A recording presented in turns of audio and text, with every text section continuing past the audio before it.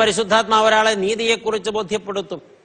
പ്രിയപ്പെട്ടവരെ, നീതിബോധം മനുഷ്യനുണ്ടാകണം. ദൈവത്തിന്റെ നീതി എന്താണെന്ന്. പാപത്തിന്റെ ശമ്പളം മരണമാണ്. പാപിക്ക് കിട്ടേണ്ട ശിക്ഷ മരണമാണ്. അതാണ് ദൈവത്തിന്റെ നീതി. എന്നാൽ ദൈവത്തിന്റെ നീതിക്ക് ഒരു മറുവശമുണ്ട്. പാപി തന്റെ പാപത്തിന്റെ ശമ്പളമായ മരണമേറ്റ് മരിക്കാതിരിക്കാൻ പാപിക്ക് പകരമായി പാപമില്ലാത്ത പരിശുദ്ധൻ പാപിയുടെ പാപമേറ്റെടുത്ത് പാപിക്ക് പകരമായി കുരിശേറി പ്രായശ്ചിത്തം ചെയ്തിരിക്കുന്നു. അവിടെയാണ് ദൈവനീതി. പ്രിയപ്പെട്ടവരെ, നീതിമാനായ ദൈവം പാപിയുടെ പാപം പോട്ടെ എന്ന് വെക്കുകയല്ല ചെയ്തത്. പാപിയുടെ പാപത്തിന്റെ ശിക്ഷ നടപ്പിലാക്കി.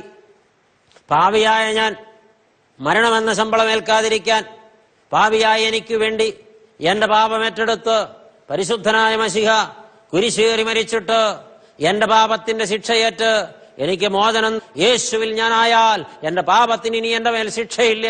എനിക്ക് വേണ്ടി ശിക്ഷയേറ്റവൻ എന്നെ രക്ഷിച്ചിരിക്കുന്നു. അവൻ നീതിമാനായ ദൈവമാണ്, നീതി നടത്തുന്ന ദൈവമാണ്. അവൻ എനിക്ക് വേണ്ടി എന്റെ ശിക്ഷയേറ്റെടുത്ത് നീതി പൂർത്തിയാക്കിയ ദൈവമാണ്. അവിടെ ഞാൻ അറിയുന്നു, ഞാൻ വിശുദ്ധനായി ജീവിക്കണം. എന്തുകൊണ്ടെന്നാൽ എന്റെ പാപത്തിന്റെ ശിക്ഷ എന്റെ മേൽ വരാതിരിപ്പാൻ എന്റെ കർത്താവ് എനിക്ക് വേണ്ടി അത് ഏറ്റതാണ്. ഇതെനിക്ക് ബോധ്യപ്പെട്ടിട്ടും ഞാൻ നീതിബോധമില്ലാതെ പാപത്തെ വീണ്ടും ആസ്വദിച്ച് ശിക്ഷ എനിക്ക് തന്നെ കിട്ടട്ടെ എന്ന് നനച്ച് കർത്താവ് ചെയ്ത അവന്റെ ത്യാഗപൂർണമായ യാഗത്തെ ഞാൻ നിഷേധിച്ചാൽ, ഞാനതിനോട് മത്സരിച്ചാൽ, ഞാൻ പരിശുദ്ധാത്മാവിനാൽ നയിക്കപ്പെടുന്ന വ്യക്തിയല്ല. ഇന്ന് ഒരുപാട് പേരുടെ പ്രശ്നം അറിയാൻ മേലായികയല്ല, എല്ലാം അറിയാം. അറിഞ്ഞുകൊണ്ട് അവർ പാപത്തിൽ മുഴുകുകയാണ്. ഈ കഴിഞ്ഞ നാളില് ഒരു മനുഷ്യൻ എന്നെ കാണാൻ വന്നു. മാന്യനായൊരു മനുഷ്യൻ, നല്ല സാമ്പത്തിക സ്ഥിതി, നല്ല വിദ്യാഭ്യാസം, നല്ല ജോലി. ആ മനുഷ്യൻ വിദേശത്താണ്, സകുടുംബം.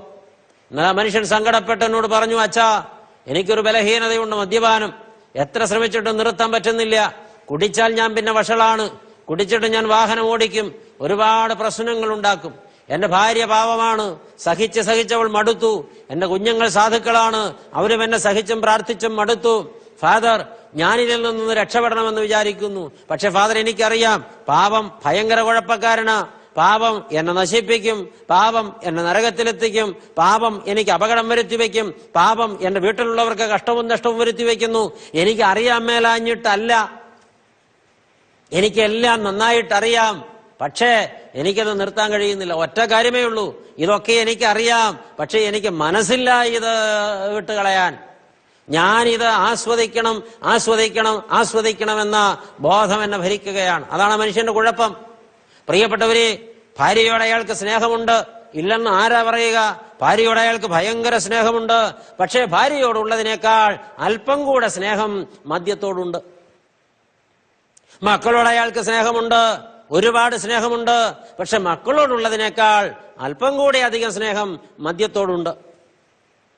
തന്റെ വീടിനോട്, തന്റെ ജോലിയോട് അയാൾക്ക് സ്നേഹമുണ്ട്, കടപ്പാടുണ്ട്. അല്പം കൂടെ കൂടുതൽ സ്നേഹവും കടപ്പാടും മദ്യത്തോടുണ്ട്. അപ്പോൾ ഭാര്യ ഇരിക്കുന്നു, മദ്യം ഇരിക്കുന്നു. ഏതാണ് സ്നേഹം കൂടുതലുള്ളത് അതാണ് അയാൾ എടുക്കുക, അല്ലെങ്കിൽ സ്വീകരിക്കുക. ഭാര്യയോട് സ്നേഹമുള്ളവർ ഭാര്യയെയും അവളുടെ പ്രേമത്തെയും സ്വീകരിക്കും.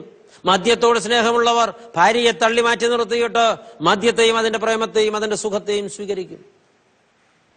പരിശുദ്ധാത്മാവിനാൽ നയിക്കപ്പെടുന്ന ഒരു വ്യക്തിക്ക് നീതിബോധമുണ്ടാകും. ഇവിടെ എനിക്ക് വേണ്ടി ജീവിതം സമർപ്പിച്ച് എന്റെ ജീവിതത്തിന്റെ എല്ലാ മേഖലകളിലും സുഖത്തിലും ദുഃഖത്തിലും സന്തോഷത്തിലും സമാധാനത്തിലും മുറിവിലും വേദനയിലും കൂടെ പോരാമെന്ന് വാക്ക് പറഞ്ഞു എന്നോടൊപ്പം സഹിച്ച് സഞ്ചരിക്കുന്ന എന്റെ പ്രിയപ്പെട്ടവൾക്ക് വേണ്ടി ഞാൻ ജീവിതം കൊടുക്കണ്ടേ? അവളെ വേദനിപ്പിക്കുന്ന ഒരു നിലപാട് ഞാൻ എടുക്കാമോ? അവളെ മുറിവേൽപ്പിച്ചുകൊണ്ട് ഞാൻ മറ്റൊരു ആസ്വാദനത്തിന് പോകാമോ? അങ്ങനെ വന്നാൽ ഞാൻ നീതിബോധമില്ലാത്ത പാപിയല്ലേ? ഈ തിരിച്ചറിവ് ഒരാൾക്കുണ്ടാകുന്നുവെങ്കിൽ അവൻ പരിശുദ്ധാത്മാവിനാൽ നയിക്കപ്പെടുന്ന വ്യക്തിയാണ്. ഈ തിരിച്ചറിവ് ഒരു വ്യക്തിയിൽ ഇല്ലെങ്കിൽ അവനെ നയിക്കുന്നത് പരിശുദ്ധാത്മാവല്ല. പരിശുദ്ധാത്മാവിന്റെ നിയന്ത്രണം ആ വ്യക്തിക്ക് ഇല്ല. സ്വന്തം കുഞ്ഞുങ്ങൾ നിലവിളിക്കുകയാണ്, പപ്പാ പപ്പാ ഇങ്ങനെ കുടിക്കല്ലേ, ഞങ്ങളെക്കുറിച്ച് ഇത്രയെങ്കിലും കരുതലുണ്ടാകണ്ടേ, ഞങ്ങളുടെ വിദ്യാഭ്യാസത്തിൽ വലിയ വിള്ളൽ വീഴുന്നുണ്ട്, അന്തരീക്ഷം മോശമായതുകൊണ്ട് പഠിക്കാൻ കഴിയുന്നില്ല, മാത്രമല്ല ഞങ്ങളുടെ ഫീസ് പലപ്പോഴും മുടങ്ങുന്നുണ്ട്, ഞങ്ങളുടെ സ്വപ്നങ്ങൾ ഉടഞ്ഞു പോകുന്നുണ്ട്, ഞങ്ങളുടെ പ്രതീക്ഷകൾ അറ്റുപോകുന്നുണ്ട്, ഞങ്ങളുടെ പ്രവർത്തനശേഷി 50% താഴെ പോകുന്നുണ്ട്, ഞങ്ങളുടെ ശക്തി മുഴുവനും പുറത്തെടുക്കാൻ കഴിയുന്നില്ല. പപ്പ പ്ലീസ് സമാധാനപരമായ അന്തരീക്ഷം ഉണ്ടാക്കിത്ത. ഈ മനുഷ്യന് കുഞ്ഞുങ്ങളോട് സ്നേഹമുണ്ട്. ഇതെല്ലാം കേട്ടെങ്കിലും മക്കൾ ഒരു വശത്ത്, മദ്യം മറുവശത്തിരിക്കുമ്പോ മക്കളോടുള്ള സ്നേഹത്തെക്കാൾ അല്പം കൂടെ കൂടുതൽ മദ്യത്തോടായതുകൊണ്ട് ഇതിനെ സ്നേഹിക്കുന്നു, ഇതിനെ സ്വീകരിക്കുന്നു, മക്കളെ തിരസ്കരിക്കുന്നു. ആ വ്യക്തിക്ക് നീതിബോധമുണ്ടോ? ആ വ്യക്തി പരിശുദ്ധാത്മാവാൽ നയിക്കപ്പെടുന്നയാളാണോ? അച്ഛൻ ഉദാഹരണം പറഞ്ഞതാണ്. ഇത് മാത്രമല്ല, ജീവിതത്തിന്റെ സമസ്ത മേഖലകളിലും മനുഷ്യന്റെ നീതിബോധം പരിശോധിക്കപ്പെടേണ്ടതുണ്ട്. കൈക്കൂലി വാങ്ങുന്നവൻ നീതിബോധമുള്ളവനല്ല.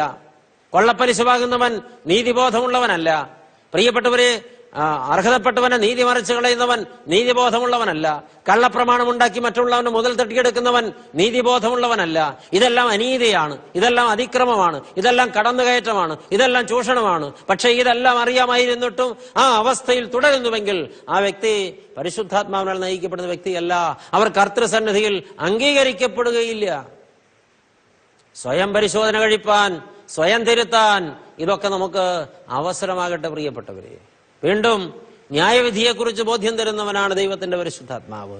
പരിശുദ്ധാത്മാവിനാൽ നയിക്കപ്പെടുന്ന ഒരു വ്യക്തിക്ക് ന്യായവിധിയെക്കുറിച്ച് എപ്പോഴും ഉള്ളിൽ ഒരു ബോധമുണ്ടായിരിക്കും.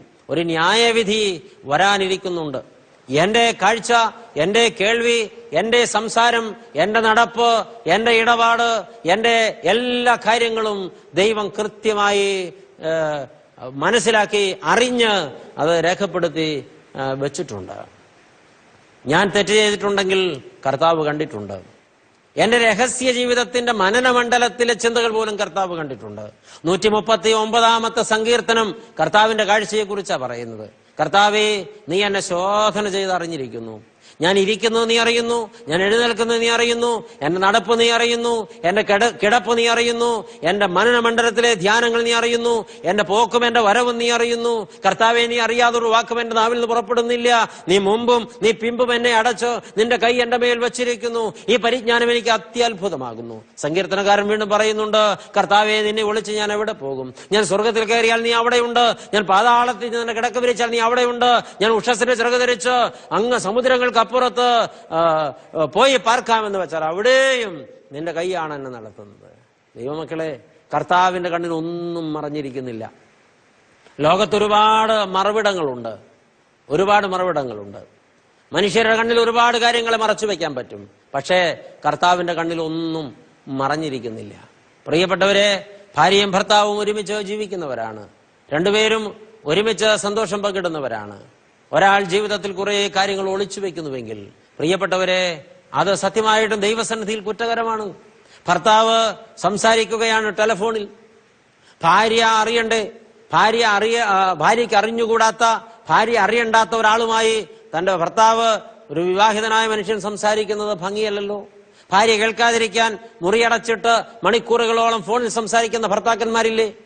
ഭാര്യ കേൾക്കാതിരിക്കാൻ ദൂരേക്ക് മാറിപ്പോയി ഫോണിൽ സംസാരിക്കുന്ന ഭർത്താക്കന്മാരില്ലേ?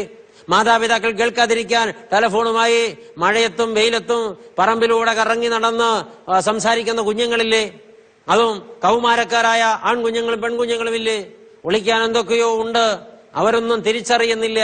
പ്രിയപ്പെട്ടവരെ, ഇവിടെയൊക്കെ ഞാൻ ഈ ചെയ്യുന്നത് എന്റെ പ്രിയപ്പെട്ടവരെ ഒളിച്ചാണ്, അല്ലെങ്കിൽ അവരാരും അറിയുന്നില്ല. സ്വർഗമെല്ലാം കാണുന്നുണ്ട്. ഒരു ന്യായവിധിയുണ്ട്. ന്യായവിധിയെക്കുറിച്ച് ബോധ്യം തരുന്ന പരിശുദ്ധാത്മാവ് ഒരു വ്യക്തിയെ നയിക്കുന്നുവെങ്കിൽ ആ വ്യക്തിയുടെ എല്ലാ നടപ്പും സൂക്ഷ്മതയുള്ളതായിരിക്കും. ഒരിക്കലും പങ്കിലമായത് ആ വ്യക്തിക്ക് ചെയ്യാൻ കഴിയില്ല. ചെയ്യുന്നുവെങ്കിൽ ആ വ്യക്തി പരിശുദ്ധാത്മാവിനാൽ നയിക്കപ്പെടുന്നില്ല. സ്നാപക യോഹന്നാൻ പരിശുദ്ധാത്മാവിനാൽ നയിക്കപ്പെടുന്നയാളായിരുന്നു. ഇത് മാത്രമല്ല, പരിശുദ്ധാത്മാവിനാൽ നയിക്കപ്പെടുന്ന ഒരു വ്യക്തിയിൽ പരിശുദ്ധാത്മാവിന്റെ ഫലങ്ങൾ ഉണ്ടാകും. ആ വ്യക്തി ദൈവത്തിനു വേണ്ടി ജീവിക്കും, ദൈവത്തിനു വേണ്ടി നിൽക്കും, ദൈവത്തിനു വേണ്ടി സംസാരിക്കും. ആ വ്യക്തി ദൈവത്തെ പ്രതിഫലിപ്പിക്കും. പരിശുദ്ധാത്മാവിനാൽ നയിക്കപ്പെടുന്ന വ്യക്തിയുടെ ജീവിതം അതാണ്. ആത്മാവിന്റെ പ്രധാനപ്പെട്ട ഫലമാണ് സ്നേഹം. സ്നേഹം എന്നൊക്കെ പറയുമ്പോ, സ്നേഹം ഇന്ന് ആ വാക്ക് തന്നെ വല്ലാതെ കാഴ്ചപ്പാട് കൊണ്ട് വികലമാക്കപ്പെട്ടിരിക്കുകയാണ്. സ്വാർത്ഥത നിറഞ്ഞ സ്നേഹം, കൊള്ളലാഭം കൊയ്യുവാനുള്ള സ്നേഹം, ചൂഷണം ചെയ്യുവാനുള്ള സ്നേഹം. ചില ആളുകളൊക്കെ മധുരം പുരട്ടി സംസാരിക്കുന്നത് കേട്ടാൽ ഇത് കെണിയാണെന്ന്, ഇതിന്റെ പിന്നിൽ ഒരു ചതിക്കുഴിയുണ്ടെന്ന് ആർക്കും മനസ്സിലാകില്ല. ആ കാര്യം ഞാൻ ഏറ്റെന്നേ, നിങ്ങളിനി ഒന്നും അറിയണ്ട, ആ കടലാസൊക്കെ ഇങ്ങ് തന്നേരെ, ഇത്ര പണം മുടക്ക് വരും, നിങ്ങൾ ചിന്തിക്കണ്ട, എല്ലാ കാര്യവും ഞാൻ ചെയ്തോളാം, സ്വസ്ഥമായി പോയിക്കോ, ഞാനല്ലേ ഉള്ളത്. പ്രിയപ്പെട്ടവരെ, ഈ വാക്ക് വിശ്വസിച്ച് കഴുത്തിൽ കിടന്ന മാലയും കയ്യിൽ കിടന്ന വളയും ഊരി വിറ്റ് പൈസയാക്കി കൊടുത്ത് പേപ്പറും ജീവിതത്തിലെ സകല സർട്ടിഫിക്കറ്റും കൈമാറ്റം ചെയ്തിട്ട് അനേകം ആളുകൾ ഈ കാലഘട്ടത്തിൽ സ്നേഹപൂർവമായ ഇടപെടലിലൂടെ വഞ്ചിക്കപ്പെട്ടിട്ടുണ്ടല്ലോ. എന്നിട്ടും മനുഷ്യന്റെ ആർത്തി തീരാത്തത് കൊണ്ട് ഇനിയും വഞ്ചിക്കപ്പെടാൻ ആളുകൾ ഇപ്പോഴും കൊടുത്തുകൊണ്ടിരിക്കുന്നുണ്ടല്ലോ. പ്രിയപ്പെട്ടവരെ, ആർത്തി തീരാത്ത മനുഷ്യനെ ചതിക്കാൻ ആർക്കും കഴിയും. ആർത്തി തീരാത്ത മനുഷ്യനെ ചതിക്കാൻ ആർക്കും കഴിയും. കഴിഞ്ഞ ദിവസം പത്രത്തിൽ വായിച്ച രസകരമായൊരു വാർത്ത, 1000 വർഷം മറ്റോ പഴക്കമുള്ള പഴയൊരു ഓട്ടുപാത്രം ഉപയോഗിച്ച് നോട്ടിരട്ടിപ്പിച്ചു കൊടുക്കാമെന്ന് പറഞ്ഞ് ആളുകളെ വിശ്വസിപ്പിച്ചപ്പോ ഒരുപാട് ആളുകൾ പൈസ വാരിക്കെട്ടിക്കൊടുത്തെന്ന്. ഈ മനുഷ്യരൊക്കെ ഏത് ലോകത്താ ജീവിക്കുന്നത്? എനിക്ക് വലിയ കഷ്ടം തോന്നിയത് വായിച്ചപ്പോ ആ പൈസ നഷ്ടപ്പെട്ടവർക്കൊക്കെ അത് നഷ്ടപ്പെട്ടത് നന്നായി എന്നുകൂടെ ഞാൻ പറഞ്ഞുപോയി. പ്രിയപ്പെട്ടവരെ, ആർത്തിയാണ്. ആർത്തി മൂത്ത ആളുകളെ ആർക്കും കബളിപ്പിക്കാം. നടപടി സ്നേഹത്തിന്റെ ഭാവത്തിലാണ്. സ്നേഹം വഞ്ചനാപരവുമായി ഉപയോഗിക്കപ്പെടുന്നുണ്ട്. അത് കർത്താവിന്റെ അരികിൽ തന്നെ ഇസ്കറിയോത്ത യൂദാ പ്രകടിപ്പിച്ചു. അവൻ കർത്താവിനെ ഒറ്റിക്കൊടുത്ത് 30 വെള്ളിക്കാശ് കയ്യിൽ വാങ്ങിയിട്ട് കാണിച്ചു കൊടുത്തത് എങ്ങനെയാ? ചുംബിച്ചുകൊണ്ടാണ്. കർത്താവ് ചോദിച്ചു, സ്നേഹിത, സ്നേഹത്തിന്റെ അടയാളമായ ചുംബനം കൊണ്ടോ നീ ഗുരുവിനെ ഒറ്റിക്കൊടുക്കുന്നത്? ഇന്ന് ഒരുപാട് പേരുടെ ചുംബനങ്ങൾ പോലും ഒറ്റിക്കൊടുക്കലുകളാണ്. പ്രിയപ്പെട്ടവരെ, എന്നാൽ സ്നേഹത്തിന്റെ നിഷ്കളങ്കത, സ്നേഹത്തിന്റെ ഉത്തരവാദിത്വം, സ്നേഹത്തിന്റെ സമർപ്പണം, സ്നേഹത്തിന്റെ പ്രതീക്ഷ, അത് അനിർവചനീയമായൊരു ഭാഗ്യമാണ്. യഥാർത്ഥ സ്നേഹം ഒരാളിലുണ്ടെങ്കിൽ അത് കൊടുക്കലിന്റെ സ്നേഹമാണ്. അതൊന്നും പ്രതീക്ഷിക്കാത്തതാണ്. അത് അങ്ങേയറ്റം ഉത്തരവാദിത്വത്തിൻ്റെതാണ്. അത് അങ്ങേയറ്റം സഹനത്തിൻ്റെതാണ്. അത് അങ്ങേയറ്റം കടപ്പാടുകളുടേതാണ്. അത് തന്നെ ഇങ്ങോട്ട് സ്നേഹിക്കുന്നുണ്ടോ എന്ന് നോക്കിയിട്ട് അങ്ങോട്ട് കൊടുക്കുന്ന സ്നേഹമല്ല. ഇങ്ങോട്ട് കിട്ടിയതിന് പ്രതിഫലമായി അങ്ങോട്ട് കൊടുക്കുന്ന സ്നേഹമല്ല. ഇങ്ങോട്ട് എത്ര മുറിവുണ്ടായാലും എത്ര മുറിവ് ഏൽപ്പിച്ചാലും തിരികെ സ്നേഹിക്കാൻ മാത്രം കഴിയുന്ന സ്നേഹമാണ്. പരിശുദ്ധാത്മാവിനാൽ നയിക്കപ്പെടുന്ന ഒരു വ്യക്തിക്ക് മാത്രമേ അങ്ങനെ സ്നേഹിക്കാൻ കഴിയുകയുള്ളൂ. അല്ലാത്തവരൊക്കെ കണക്ക് പറയും.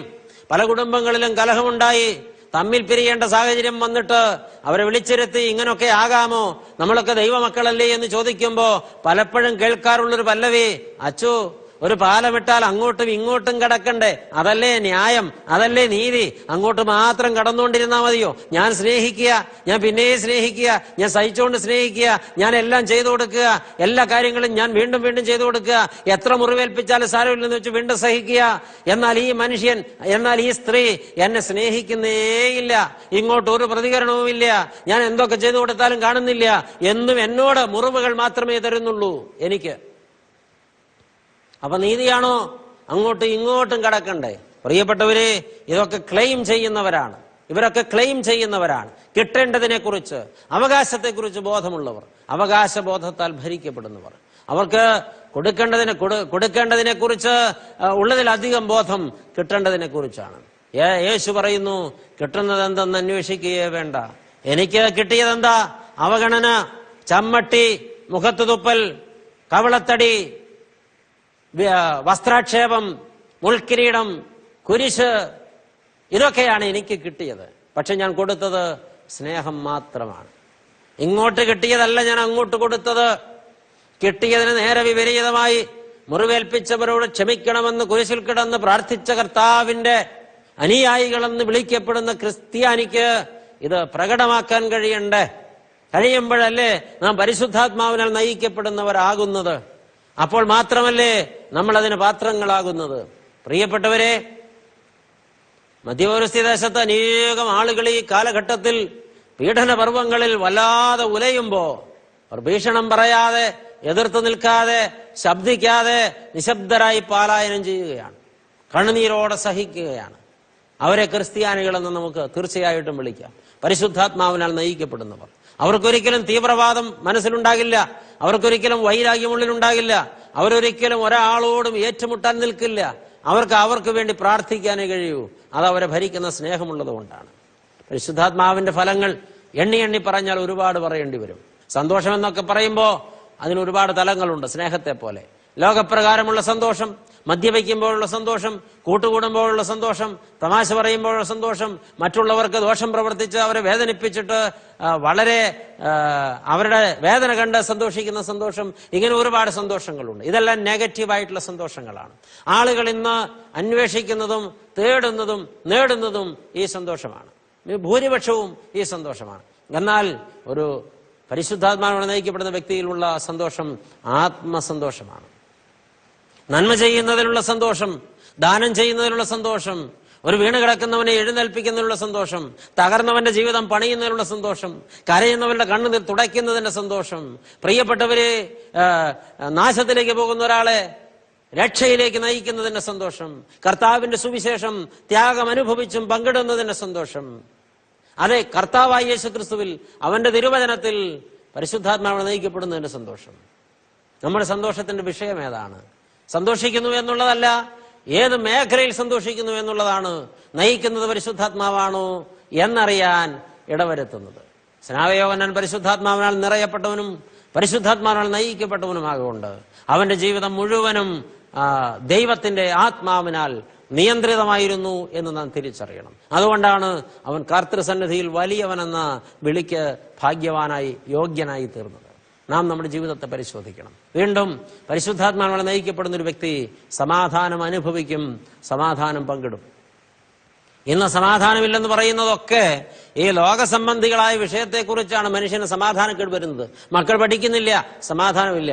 മക്കൾ വഷളായി പോകുന്നു, സമാധാനമില്ല. ഭർത്താവ് മദ്യപാനിയാണ്, സമാധാനമില്ല. വീട്ടിലെ സാമ്പത്തികം മോശമാണ്, സമാധാനമില്ല. മറ്റുള്ളവരൊക്കെ വലിയ വലിയ സ്റ്റാറ്റസിലെത്തി, എനിക്ക് മാത്രം, എന്റെ വീട്ടുകാർക്ക് മാത്രം ഒരു പുരോഗതിയും ഉണ്ടാകുന്നില്ല, ഓർത്തിട്ട് സമാധാനമില്ല. എല്ലാവർക്കും ജോലി കിട്ടി, എനിക്ക് മാത്രം ജോലിയില്ല, സമാധാനമില്ല. എന്റെ കൂടെ പഠിച്ചവരൊക്കെ വിദേശത്തെത്തി, ഞാൻ മാത്രം ഇവിടെ കിടക്കുകയാണ്, എനിക്ക് സമാധാനമില്ല. സത്യത്തിൽ നമ്മുടെ സമാധാനക്കേടിന്റെ വിഷയം ലൗകികമായ ലാഭങ്ങളും സുഖങ്ങളും നേട്ടങ്ങളുമായി ബന്ധിതമാണ്. എന്നാൽ യഥാർത്ഥ സമാധാനം ഇതൊന്നുമല്ല. എന്റെ പാപത്തിൽ നിന്ന് ഞാൻ രക്ഷപ്പെട്ടിരിക്കുന്നു, എനിക്ക് സമാധാനമുണ്ട്. എന്റെ കർത്താവ് ക്രൂശിലെ യാഗത്താൽ എന്നെ വിടുവിച്ചിരിക്കുന്നു, എനിക്ക് സമാധാനമുണ്ട്. എന്റെ പാപത്തിന്റെ ശിക്ഷ എന്നിൽ നിന്ന് മാറിപ്പോയിരിക്കുന്നു, എനിക്ക് സമാധാനമുണ്ട്. ഞാൻ മരണത്തെ വിട്ട് ജീവനിൽ കടന്നിരിക്കുന്നു, എനിക്ക് സമാധാനമുണ്ട്. ലോകത്തെ ജയിച്ചവൻ എന്റെ രക്ഷകനായി തീർന്നിരിക്കുന്നു, എനിക്ക് സമാധാനമുണ്ട്. യേശുവിന്റെ സുവിശേഷം എന്റെ ഉള്ളിലുണ്ട്, അതിനാൽ ഞാൻ സമാധാനം അനുഭവിക്കുന്നു. പ്രിയപ്പെട്ടവരെ, യഥാർത്ഥ സമാധാനം കർത്താവിനെ സ്വന്തമാക്കുന്നത് പാപത്തിൽ നിന്നും മരണത്തിൽ നിന്നും രക്ഷ പ്രാപിച്ചതിന്റെ വെളിച്ചത്തിൽ ഒരു വ്യക്തി അനുഭവിക്കുന്നതാണ്. അപ്പോൾ ഇങ്ങനെ പറഞ്ഞു പോയാൽ ആ പട്ടിക തീരുന്നത് വരെ 9 കൂട്ടം കാര്യങ്ങൾ, ആത്മാവിന്റെ ഫലങ്ങളുണ്ട്. ഇതൊക്കെ ഒരു വ്യക്തിയുടെ ജീവിതത്തിലുണ്ടെങ്കിൽ നിശ്ചയമായിട്ടും ആ വ്യക്തി പരിശുദ്ധാത്മാവാൽ നിറയപ്പെട്ടിരിക്കുന്നു, പരിശുദ്ധാത്മാവാൽ നയിക്കപ്പെടുന്നു. സ്നാപയോഹന്നാൻ ദൈവസന്നിധിയിൽ വലിയവനായി തീർന്നതിന്റെ പ്രധാന കാരണങ്ങളിൽ ഒന്ന് ആത്മാവിനാൽ നയിക്കപ്പെട്ടു, ആത്മാവ് നിറവുള്ളവനായി ജീവിച്ചു എന്നുള്ളതാണ്. ഇന്ന് പരിശുദ്ധാത്മാവിനെ ലഭിച്ചിട്ടും ആത്മാവിനാൽ നയിക്കപ്പെടാത്തവരായിട്ടാണ് നാം ഇരിക്കുന്നതെങ്കിൽ, പ്രിയപ്പെട്ടവരെ, നമ്മുടെ ജീവിതത്തെ ആത്മാവ് നയിക്കേണ്ടതിന് നാം ജീവിതത്തിൽ തിരുത്തപ്പെടലുകൾ നടത്തണം. നമ്മുടെ ജീവിതത്തെ ദൈവസന്നിധിയിൽ സമർപ്പിച്ച് പരിശുദ്ധാത്മാവിന്റെ ശക്തിയാൽ നിയന്ത്രിക്കുവാൻ ദൈവത്തോട് വിനയപ്പെട്ട് ചോദിക്കണം. അങ്ങനെ ഒരു പ്രാർത്ഥന നമ്മുടെ ജീവിതത്തിൽ നിരന്തരമായി ഉണ്ടാകണം. അത് നമ്മുടെ ജീവിതത്തെ ആത്മാവ് നയിക്കുന്ന വിജയമുള്ളതാക്കി. എന്തുകൊണ്ട് സ്നാപയോഹന്നാൻ ദൈവസന്നിധിയിൽ വലിയവനായി എന്ന ചോദ്യത്തിന്റെ 4ാമത്തെ ഉത്തരം തേടുമ്പോൾ ശുദ്ധമുള്ള ലൂക്കോസ് എഴുതിയ രക്ഷാസുവിശേഷം 1-ാം അധ്യായം 16-17 തിരുവചനങ്ങളിൽ പറയുന്നു, അവൻ സുവിശേഷ തീഷ്ണതയുള്ളവനായിരുന്നു എന്ന്. അവൻ ഇസ്രായേൽ മക്കളെ കർത്താവിങ്കിലേക്ക് തിരിച്ചു വരുത്തും, ഒരുക്കമുള്ള ഒരു ജനത്തെ കർത്താവിന് വേണ്ടി ഒരുക്കും. അപ്പോൾ ദൈവത്തിനു വേണ്ടി നിന്നവൻ, ദൈവഹിതം ലോകത്തോട് പറഞ്ഞവൻ, പാപത്തിൽ കിടന്ന ജനത്തെ പാപബോധം വരുത്തി പശ്ചാത്താപത്തിലൂടെ കർത്തൃസന്നിധിയിലേക്ക് കൂട്ടിക്കൊണ്ടുവന്നവൻ, അന്ധകാരത്തിൽ കിടന്ന ജനത്തെ പ്രകാശത്തിലേക്ക് നയിച്ചവൻ, സുവിശേഷത്തിൽ തീഷ്ണതയുള്ള ഒരാളായിരുന്നു സ്നാപക യോഹന്നാൻ. ദൈവസന്നിധിയിൽ ഏറ്റവും ഭാഗ്യകരമായൊരു ശുശ്രൂഷയാണ് സുവിശേഷ വേല. ഒരുപക്ഷെ ചിലരെങ്കിലും നനയ്ക്കുന്നത് ഇത് ചില ആളുകൾക്ക് മാത്രം ചെയ്യാനുള്ളതാണ്. ഇങ്ങനെ മൈക്കിന്റെ മുമ്പിലോ മീഡിയയുടെ മുമ്പിലോ ഒക്കെ നിന്ന് പ്രസംഗിക്കുന്നത് മാത്രമാണ് സുവിശേഷ വേല. അത് സുവിശേഷ വേലയിൽ പ്രധാന ഭാഗമാണ്. പക്ഷെ സുവിശേഷ വേല അത് മാത്രമല്ല.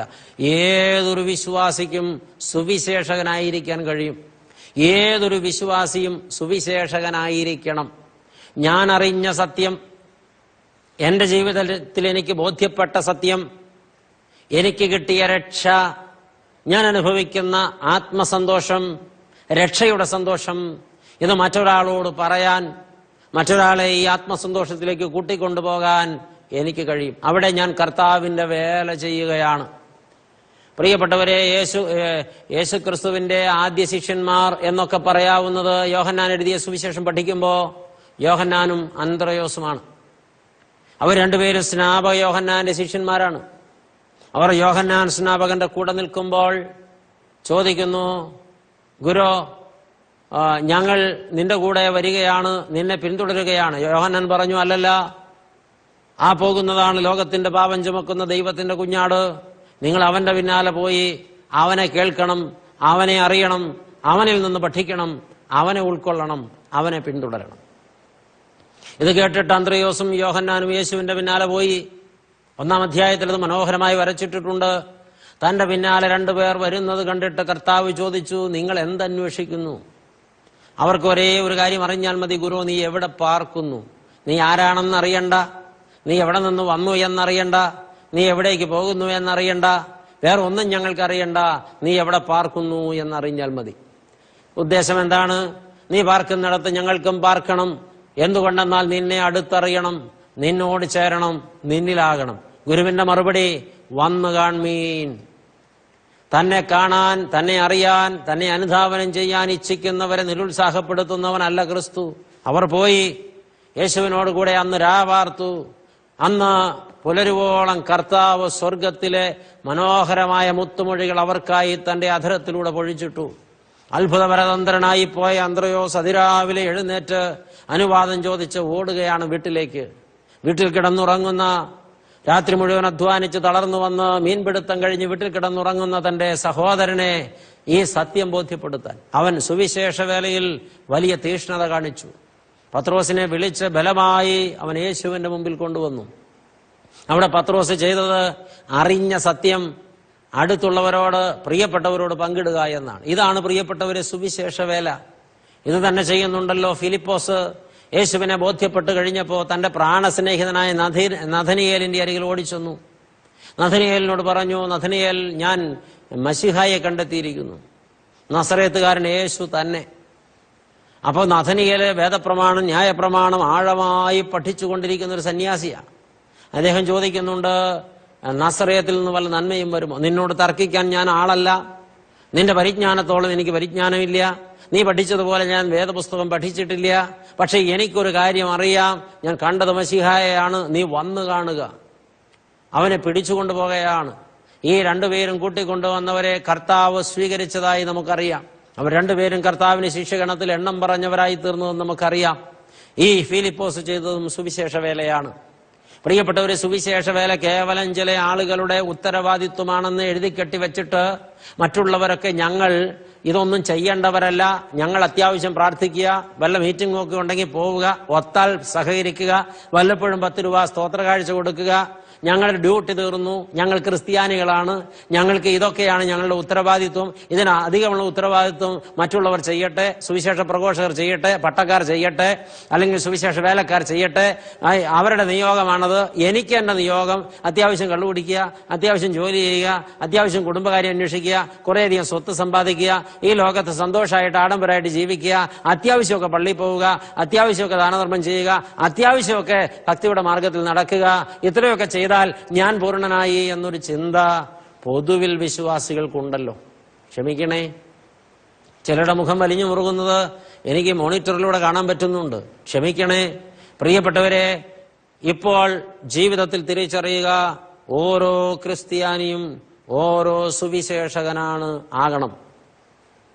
നശിക്കുന്ന ജനത്തെ കർത്താവിലേക്ക് കൊണ്ടുവരാൻ, ഒരുക്കമുള്ള ഒരു ജനത്തെ കർത്താവിന് വേണ്ടി ഒരുക്കാൻ, നഷ്ടപ്പെട്ടു പോകുന്നവരെ നേടാൻ, അന്ധകാരത്തിൽ കിടക്കുന്നവരെ പ്രകാശത്തിലേക്ക് നയിപ്പാൻ എനിക്കും നിങ്ങൾക്കും ഒരുപോലെ ഉത്തരവാദിത്വമുണ്ട്. ഈ ഉത്തരവാദിത്വം ഏറ്റെടുക്കണം ഒരു ദൈവ പൈതൽ. അതിൽ നിന്ന് പിന്നോക്കം പോയാൽ കർത്തൃസന്നിധിയിൽ യോഗ്യനായി നിൽപ്പാൻ കഴിയില്ല. എനിക്ക് അങ്ങനെ നിയോഗമില്ല, അതെന്റെ ജോലിയല്ല എന്ന് ആരും പറയരുത്. ഇത് ജോലിയായിട്ട് ഏറ്റെടുക്കണമെന്നില്ല. പക്ഷെ ഞാൻ അറിഞ്ഞ സത്യം മറ്റുള്ളവരോട് പറയാൻ എനിക്ക് കഴിയണം. ഇന്ന് ഒരുപാട് ആളുകൾ ചെയ്യുന്നൊരു പണിയുണ്ട്. ഞാനൊരു മീറ്റിങ്ങിന് പോകുകയാണ്, എൻ്റെ ജീവിതത്തിൽ എന്തോരം കാര്യങ്ങൾക്ക് ഞാൻ പണം മുടക്കുന്നു. എന്നാൽ ഞാൻ പിക്നിക്കിന് പോകുന്നു, ഉല്ലാസയാത്രയ്ക്ക് പോകുന്നു, ഞാൻ ഷോപ്പിങ്ങിന് പോകുന്നു, ഞാൻ പല സ്ഥലങ്ങളും കാണാൻ പോകുന്നു, ഞാൻ ഒരു യാത്രക്കാരനാണ്, എന്തോരം പണം ആ മേഖലയിൽ ചെലവഴിക്കുന്നു. പക്ഷേ എനിക്ക് ദൈവം തന്ന സൗകര്യം, എന്റെ വാഹനം ഉപയോഗിച്ച് ഞാൻ വചനം കേൾക്കാൻ പോകുമ്പോൾ എന്റെ അയൽവക്കത്ത് വാഹനമില്ലാത്ത 4 പേരെ, അല്ലെങ്കിൽ പാപത്തിന്റെ വഴിയിൽ നടക്കുന്ന 3 പേരെ, അതുമല്ലെങ്കിൽ മദ്യപാനത്തിൽ കിടക്കുന്ന 2 പേരെ, അതുമല്ലെങ്കിൽ കുടുംബകലഹത്തിൽ ഇരിക്കുന്ന ഒരു കുടുംബത്തെ എന്റെ വാഹനത്തിൽ കയറ്റി ദൈവവചനം പ്രഘോഷിക്കുന്നിടത്തും വരെ ഞാൻ കൊണ്ടുപോയി അവരെ അതിൽ പങ്കെടുപ്പിച്ച് എന്റെ വാഹനത്തിൽ തിരിച്ചവരെ വീട്ടിൽ വിട്ടാൽ 1 പ്രാവശ്യമല്ല, 2 പ്രാവശ്യമല്ല, 3 പ്രാവശ്യം ഞാൻ അത് ചെയ്താൽ ഞാൻ അനുഭവിക്കുന്ന സന്തോഷം, ഞാൻ അനുഭവിക്കുന്ന സമാധാനം, ഞാൻ അനുഭവിക്കുന്ന രക്ഷ അവരും അനുഭവിക്കും. അപ്പോൾ ഞാൻ ചെയ്തത് വലിയ സുവിശേഷ വേലയാണ്. ഈ കാലഘട്ടത്തിൽ കുറേയധികം ആളുകൾ ഇത് ചെയ്യുന്നുണ്ട്. ദേശത്ത് സഭ ക്രമീകരിക്കുന്ന മനോഹരമായൊരു ശുശ്രൂഷയുണ്ടെന്ന് ബോധ്യപ്പെട്ടാൽ അനേകം ആളുകൾ മനഃപൂർവ്വം അതിന്റെ പ്രചാരകരായി തീരുന്നുണ്ട്. എന്നാൽ ഈ കാലഘട്ടത്തിൽ ഒരുപാട് ആളുകൾ ഇതിനെ അവഗണിക്കുകയാണ്. ഇത് സംഘാടകരുടെ ജോലിയാണ്, ഇത് നടത്തിപ്പുകാരുടെ ചുമതലയാണ്, ഞാൻ ഇതിനെന്തിനാണ് ബന്ധപ്പെടുന്നത്, കഷ്ടപ്പെടുന്നത്? സുവിശേഷ വേലയോട് നമ്മുടെ കമ്മിറ്റ്മെന്റ് എന്താണ്? കർത്താവിന്റെ വേല എന്റെ നിയോഗമാണെന്ന് ആരാണ് ഏറ്റെടുക്കുക? ദൈവമക്കളെ, വ്യക്തതയോടെ അത് ഏറ്റെടുക്കാൻ പറയുന്ന എനിക്കും കേൾക്കുന്ന നിങ്ങൾക്കും വലിയ ചുമതലയുണ്ട്. ഇതുകൊണ്ട് ഉപജീവനം കഴിക്കണമെന്നല്ല, ഇതെന്റെ ജീവിതത്തിന്റെ ഉത്തരവാദിത്വമാണെന്ന ബോധം എല്ലാവരെയും ഭരിക്കണം. പ്രിയപ്പെട്ടവരെ, തിരുത്തപ്പെടേണ്ടതുണ്ട്. സുവിശേഷം പ്രഘോഷിക്കുന്നവൻ, അവൻ ചെറിയവനായാലും വലിയവനായാലും സ്ത്രീ ആയാലും പുരുഷനായാലും കർത്താവിന്റെ സന്നിധിയിൽ വലിയവനാണ്, തർക്കമില്ല. മുമ്പൊരു സന്ദേശത്തിൽ അച്ഛൻ പങ്കിട്ടിട്ടുണ്ട്. ഒരു ലേഖനത്തിൽ വായിച്ചതാണ്. ജപ്പാനിലെ ഒരു പെൺകുട്ടിയുടെ ജന്മദിനം വരികയാണ്. 9 വയസ്സേ ഉള്ളൂ അവൾക്ക്. അവൾ ഇരുന്ന് പ്രാർത്ഥിച്ചു, കർത്താവേ, എല്ലാ പിറന്നാളിലും എനിക്ക് ഒരുപാട് സമ്മാനങ്ങൾ കിട്ടി, ഈ വർഷവും എനിക്ക് ഒരുപാട് സമ്മാനങ്ങൾ കിട്ടും. തമ്പുരാനെ, ഞാൻ ഇന്നുവരെ എന്റെ പിറന്നാളിന് ആർക്കും ഒരു സമ്മാനം കൊടുത്തില്ല. ഈ പിറന്നാളിന് ഞാനൊരു സമ്മാനം കൊടുക്കും. ഞാൻ എന്താണ് കൊടുക്കേണ്ടത്, ആർക്കാണ് കൊടുക്കേണ്ടത്, അവിടെ നിന്ന് എന്നോട് പറയണം. പ്രാർത്ഥിച്ച ശേഷം അവൾ അവളുടെ പപ്പയോട് പറഞ്ഞു, ഡാഡ്, എനിക്ക് ഇങ്ങനെ ഒരു വലിയ കൊതി തോന്നുന്നുണ്ട്, എനിക്കൊരു സമ്മാനം ആർക്കെങ്കിലും കൊടുക്കണം. അവളുടെ ഡാഡി അവൾക്ക് വേണ്ടി പ്രാർത്ഥിച്ചു. ഒടുവിൽ ആ കുഞ്ഞ് അവളുടെ അതുവരെയുള്ള സമ്പാദ്യം സൂക്ഷിച്ചു വെച്ചിരുന്നത് എണ്ണി തിട്ടപ്പെടുത്തി അതുമായിട്ട് ഇറങ്ങിത്തിരിച്ചു അവളുടെ പപ്പയുടെ സഹായത്തോടെ. ഒരു ബുക്ക് ഷോപ്പിൽ ചെന്ന് മനോഹരമായൊരു പുതിയ നിയമം ബൈബിൾ അവളുടെ സമ്പാദ്യം കൊണ്ട് അവൾ വിലയ്ക്ക് വാങ്ങി. ഈ സമ്മാനം അവൾ വർണ്ണക്കടലാസിൽ പൊതിഞ്ഞു. അതിനു മുമ്പ് അതിൽ അവൾ എഴുതി, ഇന്നെന്റെ 9ാമത്തെ പിറന്നാളാണ്. 8 വർഷവും എനിക്ക് ഒരുപാട് ആളുകൾ ഒരുപാട് മധുരമുള്ള സമ്മാനങ്ങൾ തന്നു. ഇതെല്ലാം ഞാൻ സ്വീകരിച്ചു. എന്നാൽ എന്റെ 9ാമത്തെ പിറന്നാളിന് വളരെ സ്നേഹത്തോടെ ഈ സമ്മാനം ഞാൻ താങ്കൾക്ക് തരികയാണ്. പ്രിയപ്പെട്ടവനെ, ഇത് എനിക്ക് നിങ്ങളോടുള്ള മുഴുവൻ സ്നേഹത്തിന്റെയും പ്രകടനമാണ്. ഈ സമ്മാനം സ്വീകരിക്കണം, ഇത് നിങ്ങൾക്ക് അനുഗ്രഹമായിരിക്കട്ടെ. പ്രിയപ്പെട്ടവരെ, ആ കുഞ്ഞതിന്റെ പേരെഴുതി ഒപ്പുവെച്ചു. അത് വർണ്ണക്കടലാസിൽ പൊതിഞ്ഞു. എന്നിട്ട് അവളുടെ ഡാഡിയോട് പറഞ്ഞു, ഡാഡി, നമുക്കിത് ആർക്കാണ് കൊടുക്കേണ്ടത്? 2 പേരും പ്രാർത്ഥിച്ചു. ആ കുഞ്ഞിന് ദൈവസന്നിധി വലിയൊരു ബോധ്യം കിട്ടി. ആ നാട്ടിലെ ഏറ്റവും കുപ്രസിദ്ധമായ ഒരു ജയിലിൽ ജീവപര്യന്തം തടവിന് ശിക്ഷിക്കപ്പെട്ട് കിടക്കുന്ന വലിയ കുറ്റവാളിയായ, അല്ലെങ്കിൽ തൂക്കിക്കൊല്ലാൻ വിധിക്കപ്പെട്ടിരിക്കുന്ന ആ തടവറയിലെ ഏറ്റവും ഭീകര കുറ്റവാളിക്ക് ഇത് കൊടുക്കണം. ഒരു കുഞ്ഞ് അവളുടെ 9ാമത്തെ വയസ്സിൽ സുവിശേഷ വേലയ്ക്ക് സമർപ്പിതയാവുകയാണ്. അവളുടെ ഡാഡി ഈ ജയിലറെ സന്ദർശിച്ച കാര്യം പറഞ്ഞു. അദ്ദേഹത്തിന് വലിയ സന്തോഷമായി. അദ്ദേഹം പറഞ്ഞു, ഈ ജയിലിൽ ആരെയും സ്വീകരിക്കാത്ത, ആരോടും സംസാരിക്കാത്ത, ഒട്ടും മയമില്ലാത്ത, ഒരുപാട് പേരെ കൊല ചെയ്ത ഒരു ഭീകര കുറ്റവാളിയുണ്ട്. ആ കുറ്റവാളിക്ക് ഇത് കൊടുക്കാൻ നിന്നെ ഞാൻ നിയോഗിക്കാം. പ്രിയപ്പെട്ടവരെ, ഈ പെൺകുഞ്ഞ് തനിച്ച് മാലാഖയെ പോലെ വെള്ളവസ്ത്രം ധരിച്ച് ഈ സെല്ലിന്റെ മുമ്പിൽ നിന്നപ്പോ ആ കിരാതനായ മനുഷ്യൻ മുഖമുയർത്തി നോക്കി. ചിരിച്ചുകൊണ്ട് അവൾ ഈ സമ്മാനപ്പൊതി കൈ നീട്ടിക്കൊടുത്തു. എന്തോ ആ മനുഷ്യൻ എഴുന്നേറ്റു, ഈ കുഞ്ഞിനെ രൂക്ഷമായി നോക്കി ഈ പൊതി വാങ്ങി. അവൾ പറഞ്ഞു, സ്നേഹിത, ഇന്നെന്റെ 9ാമത്തെ പിറന്നാളാണ്. ഇതുവരെ എനിക്ക് ഒരുപാട് സമ്മാനങ്ങൾ കിട്ടി. ഇത് ഞാൻ താങ്കൾക്ക് തരുന്ന സമ്മാനമാണ്. ഈ സമ്മാനം താങ്കളുടെ ജീവിതത്തിൽ നന്മയായി തീരട്ടെ. ഇത് സ്വീകരിക്കണം. അദ്ദേഹത്തിന്റെ ഉള്ളിൽ എന്താണ് പറഞ്ഞതെന്നറിയില്ല. ജീവിതത്തിൽ എല്ലാവരാലും വെറുക്കപ്പെട്ട്, എല്ലാവരാലും അപമാനിക്കപ്പെട്ട്, എല്ലാവരാലും മുറിവേൽപ്പിക്കപ്പെട്ട്, അവസാനം തന്റെ മുമ്പിൽ ഒരു കൊലപാതകി എന്ന നിലയിൽ മരണശിക്ഷയ്ക്ക് വിധിക്കപ്പെട്ടവനായി കിടക്കുന്ന ആ മനുഷ്യൻ ഈ സമ്മാനപ്പൊതി വാങ്ങി ഈ കുഞ്ഞു ഒന്നുകൂടെ പുഞ്ചിരിച്ചിട്ട് തിരികെ നടന്നു. പ്രിയപ്പെട്ടവരെ, അയാൾ അതിന്റെ പൊതി അഴിച്ചു നോക്കി ബൈബിൾ എന്ന് കണ്ടപാടെ ആക്രോശിച്ചു. ഈ കുഞ്ഞ് തിരിഞ്ഞു നോക്കുമ്പോൾ അയാൾ അത് വലിച്ചെറിയുകയാണ്. കാരണം അയാളുടെ ജീവിതത്തിലെ ഏറ്റവും വെറുത്ത പുസ്തകമാണ് ബൈബിൾ. എന്നാൽ ആ കുഞ്ഞൊന്നും മിണ്ടാതെ തിരിച്ചു നടന്നു പോന്നു.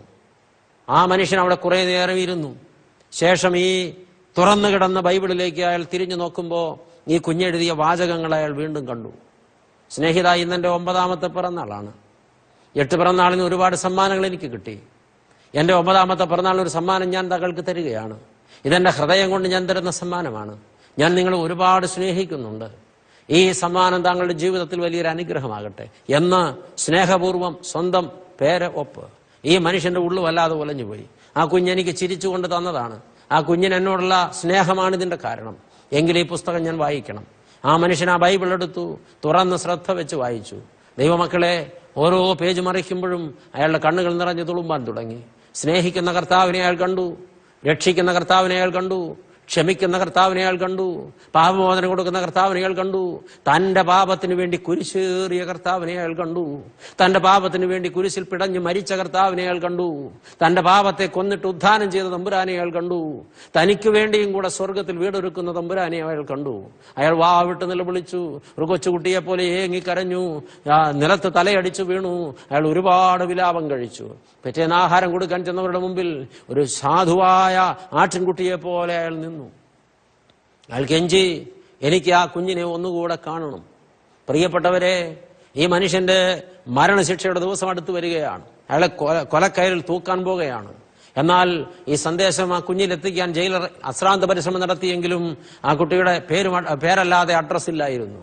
വലിയ ബദ്ധപ്പാടിലൂടെ ആ കുഞ്ഞിന്റെ അഡ്രസ് കണ്ടെത്തുന്നത് ഇയാളെ തൂക്കുമരത്തിലേറ്റുന്നതിന്റെ തലേന്ന് രാത്രിയാണ്. അർദ്ധരാത്രി സമയത്ത് ആ കുഞ്ഞിന് സന്ദേശം കിട്ടുന്നു. പപ്പയും കുഞ്ഞും കൂടെ അതിശീഘ്രം ഓടി കഴുമരത്തിലേക്ക് ആ മനുഷ്യനെ നടത്തിക്കൊണ്ടു പോകുമ്പോ ഈ കുഞ്ഞ് അവിടെ എത്തിപ്പെട്ടു. അയാൾ തിരിഞ്ഞു നോക്കി ആ കുഞ്ഞിനെ നോക്കി ചിരിച്ചു. അയാൾ പറഞ്ഞു, ഞാനൊരു മൃഗത്തെക്കാൾ ഹീനനായി, ഞാനൊരു പിശാചായി ലോകത്ത് ജീവിച്ചു. ഞാൻ ഒരുപാട് പേരെ കൊലയ്ക്ക് കൊടുത്തവനാണ്.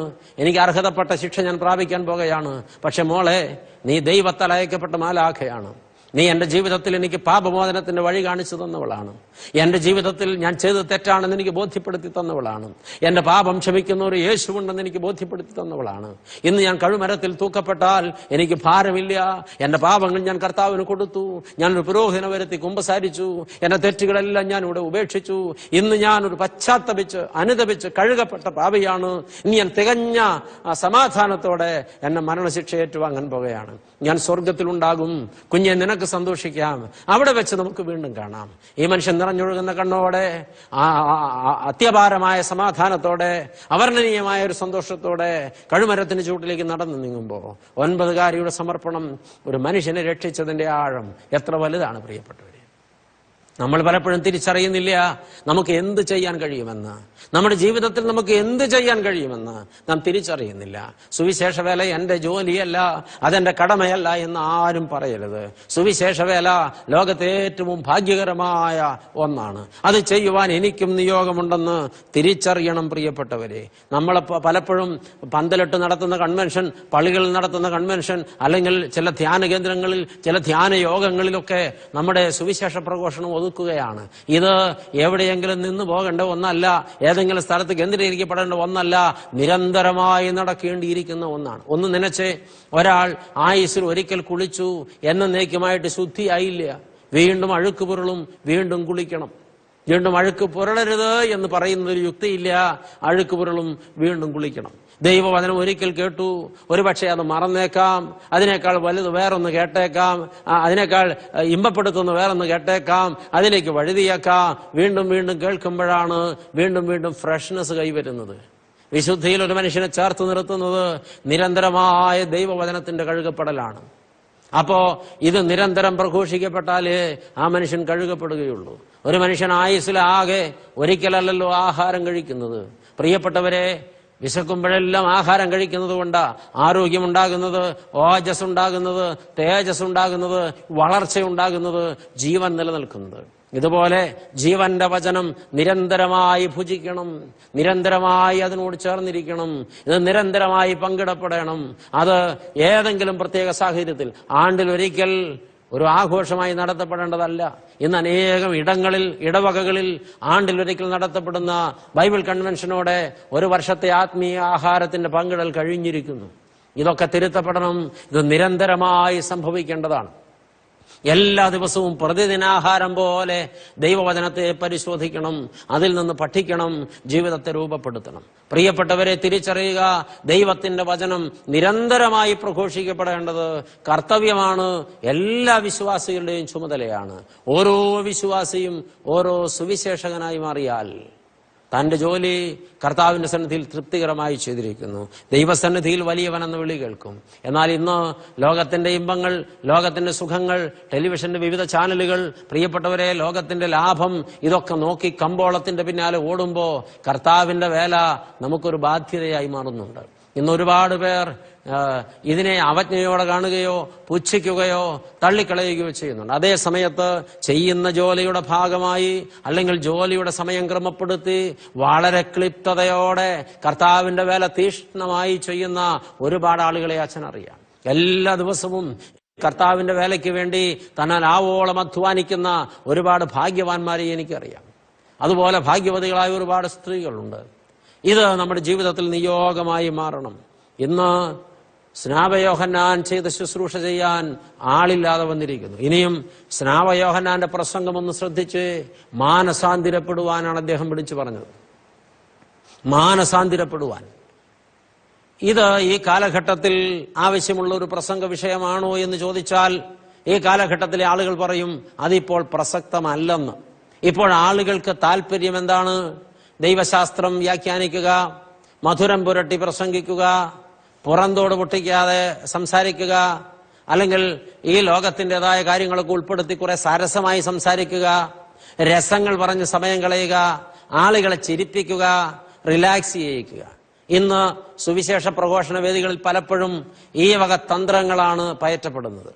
വീണ്ടും വേറെ കുറെ ആളുകൾ ചെയ്യുന്നത് അനുഗ്രഹത്തെക്കുറിച്ച് മാത്രം, ലാഭത്തെക്കുറിച്ച് മാത്രം, സൗഖ്യത്തെക്കുറിച്ച് മാത്രം, നേട്ടങ്ങളെക്കുറിച്ച് മാത്രം, ഈ ലോകത്തിന്റെ സുഖങ്ങളെക്കുറിച്ചും അത് ദൈവത്തെ തേടിയാൽ ലഭിക്കുമെന്നും പ്രസംഗിക്കുക.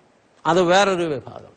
പ്രിയപ്പെട്ടവരെ, മാനസാന്തിരപ്പെടണമെന്ന് ഇന്ന് വിളിച്ചു പറയുന്ന കൺവെൻഷൻ പന്തലുകളും ധ്യാന കേന്ദ്രങ്ങളും വളരെ കുറവാണ്. മാനസാന്തിരമാണ് യോഹന്നാൻ പ്രസംഗിച്ചത്. എന്താണ് പ്രത്യേകത? മാനസാന്തിരം പ്രസംഗിച്ചാൽ ഒരാൾ മാനസാന്തരപ്പെടും. അയാളുടെ പാപത്തോടെ അയാൾ വിട പറയും. അയാൾ വിശുദ്ധിയെ തേടി ഓടും. കുരിശിന്റെ ചുവട്ടിലേക്ക് വരും. അയാൾ വിശുദ്ധ ജീവിതത്തിന് സമർപ്പണമെടുക്കും. അയാൾ കർത്താവിൽ കഴുകപ്പെടും. കർത്താവിന്റെ വകയായി മാറും. സ്വർഗം പ്രാപിക്കും. മറിച്ച് സരസമായ പ്രഭാഷണങ്ങൾ, രസകരമായ സംഭാഷണങ്ങൾ, നേരം പോക്കും, കുറെ സമയം ഞാൻ ഭക്തനാണെന്ന് സ്വയം വരുത്തി തീർക്കാനുള്ളതായ ഒരു ആനന്ദം എന്നതിലുപരി അയാളിൽ ഒരു മാറ്റവും വരുത്തുന്നില്ല. സരസ സംഭാഷണങ്ങൾ കേട്ടിട്ട് ഇവിടെ ആരും മാനസാന്തരപ്പെടുന്നില്ല, ആരും കരയുന്നില്ല, ആരും അനുദവിക്കുന്നില്ല. കൊള്ളാമായിരുന്നു, നല്ലതായിരുന്നു, നല്ല അവതരണമായിരുന്നു, മനോഹരമായിരുന്നുവെന്ന് പറയുന്നയാൾക്ക് കയ്യടി കിട്ടും. മാറ്റങ്ങൾ ഉണ്ടാകുന്നില്ല. ഈ ലോകത്തിന്റെ നേട്ടങ്ങളെക്കുറിച്ചും ഈ ലോകത്തിന്റെ ലാഭങ്ങളെക്കുറിച്ചും ഭൗതികമായ അനുഗ്രഹങ്ങളെക്കുറിച്ചും ഒക്കെ സംസാരിക്കുമ്പോൾ ആളുകൾക്ക് ഭയങ്കര ത്രില്ലാണ്. കാരണം അവർ തേടുന്നതും അവർ അന്വേഷിക്കുന്നതും ഇത് തന്നെയാണ്. ലോകത്തിന്റെ സുഖം, ലോകത്തിന്റെ സൗഖ്യം, ലോകത്തിന്റെ ഇമ്പം, ലോകത്തിന്റെ ആഡംബരം, ലോകത്തിന്റെ വളർച്ച, ലോകം വെട്ടിപ്പിടിക്കുന്ന നിലയിലേക്ക് ഞാൻ എത്തുക. സന്തോഷമായി. അപ്പോഴും ആളുകൾ തൃപ്തരാണ്. പക്ഷെ മാനസാന്തരം സംഭവിക്കുന്നില്ല. സ്വർഗത്തിന് ആത്മാക്കൾ ആദായപ്പെടുന്നില്ല. ആരും കർത്തൃസന്നിധിയിലേക്ക് ഓടിയെത്തുന്നില്ല. ആരും കർത്തൃസന്നിധിയിൽ പാപം ഉപേക്ഷിച്ച് വിശുദ്ധീകരണം പ്രാപിക്കുന്നില്ല. എന്നാൽ യോഹന്നാന്റെ പ്രസംഗ വിഷയം ശ്രദ്ധിക്കുക, മാനസാന്തിരപ്പെടുക. പ്രിയപ്പെട്ടവരെ, മാനസാന്തിരം പ്രസംഗിക്കുന്നത് ആളുകൾക്ക് ഇപ്പോൾ താല്പര്യമല്ല. നിന്നിൽ പാപമുണ്ട്, നിന്റെ പോക്ക് ശരിയല്ല, നീ ചെയ്യുന്നത് അബദ്ധമാണ്, അത് നിന്നെ ദോഷത്തിലെത്തിക്കും, ഇത് നരകത്തിലേക്കുള്ള ടിക്കറ്റാണ്, ഈ പോക്കിൽ നിന്ന് മാറണമെന്ന് പ്രസംഗിച്ചാൽ അങ്ങനെ പ്രസംഗിക്കുന്നവരോട് ആളുകൾക്ക് പുച്ഛമാണ്. അവരെ മാറ്റി നിർത്തുക, പരമാവധി ഒഴിവാക്കുക, അവരുടെ പ്രസംഗങ്ങൾ നിരുത്സാഹപ്പെടുത്തുക, അവരെ പ്രസംഗത്തിന് വിളിക്കാതിരിക്കുക, അങ്ങനെയുള്ള ആളുകളുടെ പ്രസംഗത്തെ ഒതുക്കി മാറ്റിക്കളയുക. ഇത് ഈ കാലഘട്ടത്തിൽ കണ്ടുവരുന്ന ഒരു പ്രത്യേക പ്രവണതയാണ്. എന്നാൽ പ്രിയപ്പെട്ടവരെ, ശരിക്കും സുവിശേഷം പ്രസംഗിക്കുമ്പോൾ യേശു മൂലമുള്ള രക്ഷ ഒരു മനുഷ്യൻ അനുഭവിക്കത്തക്കവണ്ണം, അയാളുടെ പാപത്തെക്കുറിച്ച് അയാളെ ബോധ്യപ്പെടുത്താൻ തക്കവണ്ണം തീക്ഷ്ണമായി സംസാരിക്കണം.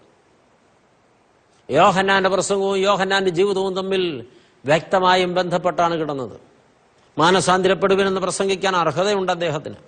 ഈ കാലഘട്ടത്തിൽ ഇത് അർഹതയില്ലാത്തവർ പ്രസംഗിക്കുന്നതുകൊണ്ട് തന്നെ അവഗണിക്കപ്പെടുന്നുണ്ട്. മാനസാന്തിരപ്പെട്ടവർ വേണം മാനസാന്തിരപ്പെടുവിനെന്ന് പ്രസംഗിക്കാൻ. ജീവിതത്തിൽ മാനസാന്തരപ്പെട്ടിട്ടില്ലാത്തവർ മറ്റൊരാളോട് മാനസാന്തരപ്പെടാൻ പറഞ്ഞാൽ ആ കേൾക്കുന്നവർ പുച്ഛിക്കും. മാനസാന്തര പ്രസംഗങ്ങൾ നിഷേധിക്കപ്പെടുന്നതിന് പിന്നിൽ അങ്ങനെയും ഒരു കാരണമുണ്ട്. പ്രിയപ്പെട്ടവരെ, തിരിച്ചറിയണം, ഞാൻ എൻ്റെ കർത്താവിൻ്റെ വേല ചെയ്യാൻ എനിക്ക് ഉത്തരവാദിത്വമുണ്ട്. ദൈവത്തിൻ്റെ വാൾ എൻ്റെ ശിരസിൻ്റെ മുകളിൽ ഉണ്ട്. ഞാൻ ചെയ്യേണ്ടത് ഞാൻ ചെയ്യാതെ പോയാൽ എൻ്റെ കർത്താവിനോട് എനിക്ക് മറുപടി പറയാൻ കഴിയില്ല. ഈ സന്ദേശം എൻ്റെ കർത്താവിന് വേണ്ടി ഞാൻ പറയുന്നതാണ്. ഒരു വ്യക്തിയെങ്കിലും ഇത് കേട്ടിട്ട് വിശുദ്ധിക്ക് സമർപ്പണമെടുത്താൽ അത് കർത്താവിൻ്റെ സന്നിധിയിൽ എനിക്ക് യോഗ്യത തന്നെയാണ്. ദൈവമക്കളെ, ഇത് കർത്താവിന് വേണ്ടി ചെയ്യുന്നു എന്ന ബോധം എനിക്കുണ്ടാകണം. ഞാൻ എനിക്ക് വേണ്ടി ചെയ്താൽ അത് എനിക്ക് ലാഭമാകയില്ല. ലൗകികമായി വല്ല നേട്ടവും കിട്ടിയാലായി. സ്നാപക യോഹന്നാൻ തന്റെ സന്ദേശം ജനങ്ങളുടെ ഹൃദയങ്ങളിൽ എത്തിക്കാൻ കഠോരമായ ഭാഷയാണ് ഉപയോഗിച്ചത്. സർപ്പസന്തതികളെ, അണലി സന്തതികളെ എന്ന് ജനത്തെ വിളിച്ചു. സത്യമായിട്ടും കേൾക്കുന്നവർക്ക് സഹിക്കാൻ പറ്റില്ല. പക്ഷെ ആ വാക്ക് അവരുടെ ഹൃദയത്തിൽ പോറലേൽപ്പിച്ചു. 400 വർഷത്തെ ഇടവേളയ്ക്ക് ശേഷം ഒരു പ്രവാചകൻ നിന്ന് അട്ടഹസിച്ചപ്പോ ജനം ത്രസിച്ചു. അവർ വല്ലാതെ ഉലഞ്ഞു. അവർ വാവിട്ട് നിലവിളിച്ചു. അവർ മുട്ടുമടക്കി വീണു. സാഷ്ടാംഗ പ്രണാമം ചെയ്തു. അവർ ചോദിച്ചു, രക്ഷ പ്രാപിപ്പാൻ ഞങ്ങൾ എന്താണ് ചെയ്യേണ്ടത്? അവരെല്ലാം പാപങ്ങളെ ഏറ്റുപറഞ്ഞ് കഴുകപ്പെടാൻ തയ്യാറായി. പ്രിയപ്പെട്ടവര്, ശരിക്കും ഒരു വ്യക്തിയുടെ ഹൃദയത്തിൽ കുത്തുകൊള്ളുമാർ ദൈവത്തിന്റെ വചനം തീവാൾ പോലെ ഇറങ്ങിച്ചെന്നാൽ ഏത് കഠോരപാപിയും അനുതപിക്കും. പക്ഷേ തീഷ്ണമായി സംസാരിക്കപ്പെടണം. കയ്യടി കിട്ടുകയില്ല. പുച്ഛവും പരിഹാസവും മാറ്റി നിർത്തലും അവഗണനയും ഒക്കെ തന്നെയാണ് അങ്ങനെ സംസാരിക്കുന്നവർക്ക് അനുഭവമായി തീരുക. അവരെപ്പോഴും പാർശ്വവൽക്കരിക്കപ്പെട്ടുകൊണ്ടിരിക്കും. പക്ഷേ കർത്താവിന്റെ സന്നിധിയിൽ വലിയവനെന്നൊരു അംഗീകാരമുണ്ടാകും. ഇവിടെ തളർന്നു പോകാതെ ഓടുവാൻ, ഒരിക്കലും മനസ്സുമെടുത്തു പോകാതെ തീഷ്ണമായി കർത്താവിന് വേല ചെയ്യാൻ വിശ്വസ്തയോടെ നിൽക്കുന്ന എല്ലാവർക്കും ബലവും ധൈര്യവും ഉണ്ടാകാൻ ഈ സന്ദേശത്തിന്റെ കൈമാറ്റം ചെയ്യപ്പെടൽ ഭാഗ്യം തരട്ടെ. നാം ഒക്കെ കർത്തൃസന്നിധിയിൽ നിൽക്കേണ്ടവരാ. കയ്യിൽ നിന്നതുപോലെ ആരും നിൽക്കരുത് കർത്താവിന്റെ മുമ്പിൽ. കയ്യൻ സഹോദരനെ കൊന്നു കുഴിച്ചിട്ടിട്ട് ഒന്നും അറിഞ്ഞില്ലെന്ന ഭാവത്തിൽ നിന്നപ്പോ ചോദ്യം, കയ്യൻ എവിടെ ഹാബേൽ? അവൻ ചോദിച്ചു, ഞാൻ അവന്റെ കാവൽക്കാരനാണ്. ആണ്, അതുകൊണ്ടാണ് നിന്നോട് ചോദിച്ചത്. ഞാനും നിങ്ങളും കർത്താവിന്റെ മുമ്പിൽ ചെന്ന് നിൽക്കുമ്പോ ഈ ചോദ്യം നേരിടേണ്ടി വരും. നമ്മുടെ കൈകളിൽ നമ്മളാൽ സുവിശേഷം കേൾക്കപ്പെടേണ്ടവരായി ചുറ്റും കർത്താവ് തന്നിട്ടുള്ളവർ അത് കേട്ടിട്ടില്ലെങ്കിൽ ചോദിക്കും, എവിടെ നിന്നെ ഏൽപ്പിച്ചയാൾ നീ കൊണ്ടുവന്നിട്ടുണ്ടോ? കൈ മലർത്തി കാണിച്ചാൽ കർത്താവ് തിരുസന്നിധിയിൽ നിന്ന് ആട്ടിക്കളയും. അതുകൊണ്ട് ഉത്തരവാദിത്വ ബോധമുള്ളവരാവുക. സ്നാപക യോഹന്നാൻ ദൈവസന്നിധിയിൽ ഭാഗ്യവാൻ എന്നെണ്ണപ്പെട്ടത് കർത്താവിന്റെ സുവിശേഷ വേല തീഷ്ണമായി ചെയ്തതുകൊണ്ടാണെങ്കിൽ ഞാനും അതുപോലെ ചെയ്യണമെന്ന ഒരു ഉൾവിളി നമുക്കുണ്ടാകട്ടെ. എന്റെ സാഹചര്യത്തിൽ, എന്റെ സാധ്യതകളിൽ നിന്നുകൊണ്ട് എന്നാൽ ആവോളം ഞാൻ കർത്താവിന്റെ വേല ചെയ്യുമെന്നൊരു സമർപ്പണം എടുക്കാൻ ഈ ധ്യാനചിന്ത നമ്മെ സഹായിക്കട്ടെ. നിങ്ങളുടെ ശ്രദ്ധയെ ക്ഷണിക്കുകയാണ്. ഈ സ്നാപക യോഹന്നാന്റെ ജീവിതത്തെ അടുത്തറിഞ്ഞ് പഠിക്കുമ്പോൾ ഒരു കാര്യം നമുക്ക് മനസ്സിലാകും. അവൻ ധീരനായ ഒരു പ്രവാചകനായിരുന്നു. വളരെ ധീരനായ ഒരു പ്രവാചകൻ. ശുദ്ധമുള്ള മത്തായി എഴുതിയ രക്ഷാസുവിശേഷം 14-ാമത്തെ അധ്യായത്തിലെ 3-ാമത്തെ തിരുവചനത്തിൽ അന്ന് രാജ്യം ഭരിച്ചിരുന്ന ഹെരോദ രാജാവിന്റെ കൊട്ടാരത്തിന് മുമ്പിൽ ചെന്ന് നിന്ന് സകല ജനവും കേൾക്കെ പരസ്യമായി അട്ടഹസിക്കുകയാണ് ദൈവത്തിന്റെ പ്രവാചകൻ. ഹെരോദാവേ, നീ പാപിയാണ്. ഹെരോദാവേ, നീ സഹോദര ഘാതകനാണ്. ഹെരോദാവേ, നീ സഹോദര ഭാര്യയെ നിന്റെ ഭാര്യയായി വെച്ചിരിക്കുന്ന വിഹിതമല്ല. നീ പാപിയാണ്. ഇസ്രായേലിനെ നയിപ്പാൻ നിനക്ക് അർഹതയില്ല. എന്നിപ്രകാരം രാജകൊട്ടാരത്തിന്റെ മുമ്പിൽ പ്രാണഭയമില്ലാതെ നിന്ന് അട്ടഹസിക്കുകയാണ് ദൈവത്തിന്റെ പ്രവാചകൻ. അസാമാന്യമായ ധീരതയാണ് സ്നാപക യോഹന്നാൻ പ്രകടിപ്പിക്കുന്നത്. എന്നുവെച്ചാൽ അവൻ അവന്റെ പ്രാണനേക്കാൾ വലുതായി ദൈവത്തിന്റെ നീതിയെ എണ്ണി. സ്വന്തം പ്രാണൻ ഒരുപക്ഷെ നഷ്ടപ്പെടുമെന്ന് അവൻ ഉറപ്പാണ്. താൻ താക്കീത് ചെയ്യുന്നത് അധികാരമുള്ള രാജാവിനെയാണ്. അദ്ദേഹം അടങ്ങിയിരിക്കില്ല, തന്നെ വേട്ടയാടുമെന്നുള്ളത് നിശ്ചയമാണ്. സ്വന്തം സഹോദരനെ കൊലയ്ക്ക് കൊടുത്തിട്ട് അവന്റെ ഭാര്യയെ വെപ്പാട്ടിയായി വെച്ചിരിക്കുന്നവൻ പ്രവാചകനെ പേടിക്കേണ്ട കാര്യമില്ല. അപ്പോൾ തന്റെ പ്രാണൻ അപകടത്തിലാണെന്ന് അറിഞ്ഞിട്ടും ദൈവത്തിന്റെ ഹിതം വെളിപ്പെടുത്തുവാൻ തീഷ്ണമായ നിലപാടെടുക്കുകയാണ് പ്രവാചകൻ. പ്രവാചകൻ എന്ന വാക്കിന് കൊടുത്തിട്ടുള്ള അർത്ഥങ്ങളിൽ ഒന്ന് ദൈവത്തിന്റെ നാവ് എന്നാണ്. എന്നുവെച്ചാൽ ദൈവമായ കർത്താവിന് തന്റെ ജനത്തോട്, താൻ നിർത്തിയിട്ടുള്ള സ്ഥാനികളോട്, അത് രാജാവാകട്ടെ മറ്റൊരാളാകട്ടെ, അവരോട് പറവാനുള്ളത് പറയുന്നത് പ്രവാചകനിലൂടെയാണ്. അതുകൊണ്ട് പ്രവാചകൻ അറിയപ്പെടുന്നത് ദൈവത്തിന്റെ നാവ് എന്നാണ്. പ്രവാചകനിലൂടെ കേൾക്കപ്പെടുന്നത് ദൈവത്തിന്റെ ശബ്ദമാണ്. ഇവിടെ യോഹന്നാൻ സ്നാപകൻ നിന്ന് ഹെരോദാവിനോട് അതിശക്തമായി താക്കീത് ചെയ്യുകയാണ്. നീ സൂക്ഷിക്കുക, ഇത് അപകടകരമായ ഒന്നാണ്. പ്രിയപ്പെട്ടവരെ, ഏതൊരു മനുഷ്യനും ദൈവസന്നിധിയിൽ അംഗീകരിക്കപ്പെടണമെങ്കിൽ ദൈവത്തിനു വേണ്ടി നിൽക്കണം, ദൈവത്തിനു വേണ്ടി സംസാരിക്കണം. എനിക്ക് വേണ്ടി ഞാൻ സുവിശേഷ പ്രസംഗം നടത്തിയാൽ ദൈവത്തിൽ നിന്ന് എനിക്ക് പ്രസാദം കിട്ടില്ല. എന്റെ താല്പര്യങ്ങൾ സംരക്ഷിക്കാനോ, എനിക്ക് കയ്യടി കിട്ടാനോ, എനിക്ക് ലാഭമുണ്ടാകാനോ, എനിക്ക് നേട്ടമുണ്ടാകാനോ, അംഗീകാരം കിട്ടുവാനോ വേണ്ടിയാണ് ഞാൻ വചനം പ്രസംഗിക്കുന്നതെങ്കിൽ ഞാനൊരു ചതിയനാണ്.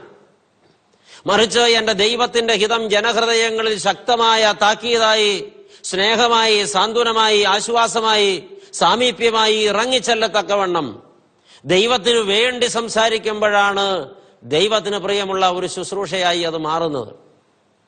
പ്രിയപ്പെട്ടവരെ, പ്രവാചകന്മാരെല്ലാവരും സ്വന്തം പ്രാണനെ തൃണവൽഗണിച്ച് വളരെ ശക്തമായി ദൈവത്തിന് വേണ്ടി സംസാരിച്ചിട്ടുള്ളവരാണ്. ആമോസ് പ്രവാചകന്റെ ജീവിതം അതാണ് പറയുന്നത്. ആമോസ് പ്രവചനം 7-ാം അധ്യായം പഠിക്കുമ്പോൾ ആമോസിന്റെ പ്രവചനം രാജാവിന് സഹിക്കവയ്യാതെ വന്നിട്ട് രാജാവ് അവനെ ശാസിക്കുന്നുണ്ട്. ദർശക, നീ മറ്റൊരു ദേശത്ത് പോയി നിന്റെ പ്രവചനം നടത്തിക്കൊള്ളുക. ഇവിടെ ഇത് നീ ചെയ്യേണ്ടതില്ല, ഇത് നിനക്ക് ഒരിക്കലും ലാഭമാകയില്ല. പ്രവാചകന്റെ മറുപടി വളരെ തീക്ഷ്ണമാണ്. ഞാൻ ഇതുകൊണ്ട് ഉപജീവനം കഴിക്കുന്നവനല്ല. ഞാൻ കാട്ടത്തിപ്പഴം പെറുക്കി വിറ്റും ഞാൻ എൻ്റെ സാഹചര്യത്തിനനുസരിച്ച് മറ്റ് കൃഷികൾ ചെയ്തും അതിൽ നിന്ന് കിട്ടുന്ന ആദായം കൊണ്ടാണ് ജീവിക്കുന്നത്. ഒരിക്കലും ഞാൻ ഇതെന്റെ ഉപജീവന മാർഗമായി കണ്ടിട്ടില്ല. എനിക്ക് പ്രതിഫലം കിട്ടാനോ ഇതുകൊണ്ട് ഉദരപൂരണത്തിനോ വേണ്ടി അല്ല ഞാൻ സംസാരിക്കുന്നത്. അതുകൊണ്ട് ഞാൻ ഇവിടം വിട്ടുപോകുന്ന പ്രശ്നമില്ല. എനിക്ക് പറയാൻ എൻ്റെ കർത്താവ് ഏൽപ്പിച്ചത് ഞാൻ പറയുക തന്നെ ചെയ്യും. പ്രാണഭയം മുൻപിൽ വല്ലാതെ അസ്വസ്ഥതകൾ കൊണ്ടുവരുമ്പോഴും പ്രവാചകന്റെ ഭാവത്തിനും ഭാഷയ്ക്കും മാറ്റമില്ല. ഇതൊക്കെ ധീരരായ പോരാളികളായി വെളിപ്പെട്ടു വരികയാണ്.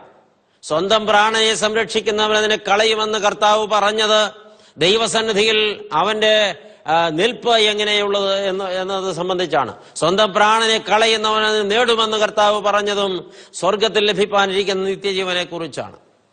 ഇത് തന്നെയാണ് നാഥാൻ പ്രവാചകന്റെ ജീവിതത്തിൽ നാം കാണുന്നത്. ദാവീദ് ആരെയും അടക്കി ഭരിക്കുന്ന അസാമാന്യ ഭരണപാഠവുമുള്ള രാജാവായിരിക്കുന്ന സമയത്താണ് അവൻ ഊറിയാവിന്റെ ഭാര്യയെ അപഹരിച്ചെടുത്തത്, ഊറിയാവിനെ കൊലയ്ക്ക് കൊടുത്തത്. എന്നാൽ ദൈവത്തിന്റെ ശബ്ദം പ്രവാചകന്റെ ഹൃദയങ്ങളിൽ പ്രകമ്പനമായി ഇറങ്ങി ആർത്തപ്പോ പ്രവാചകൻ അടങ്ങിയിരിക്കാൻ കഴിഞ്ഞില്ല. പ്രവാചകൻ പാഞ്ഞു ചെല്ലുകയാണ് രാജാവിന്റെ കൊട്ടാരത്തിൽ. കാര്യങ്ങളെല്ലാം പറഞ്ഞു കഴിഞ്ഞതൊരു കഥാരൂപത്തിലാണ് പറഞ്ഞത്. അങ്ങ് ഭരണം നടത്തുന്ന ഈ സാമ്രാജ്യത്തിൽ അങ്ങയുടെ ഭരണത്തിന് കീഴിൽ അരുതാത്തത് നടന്നിരിക്കുന്നു. അങ്ങ് എന്താണ് നടപടിയെടുക്കാത്തത്?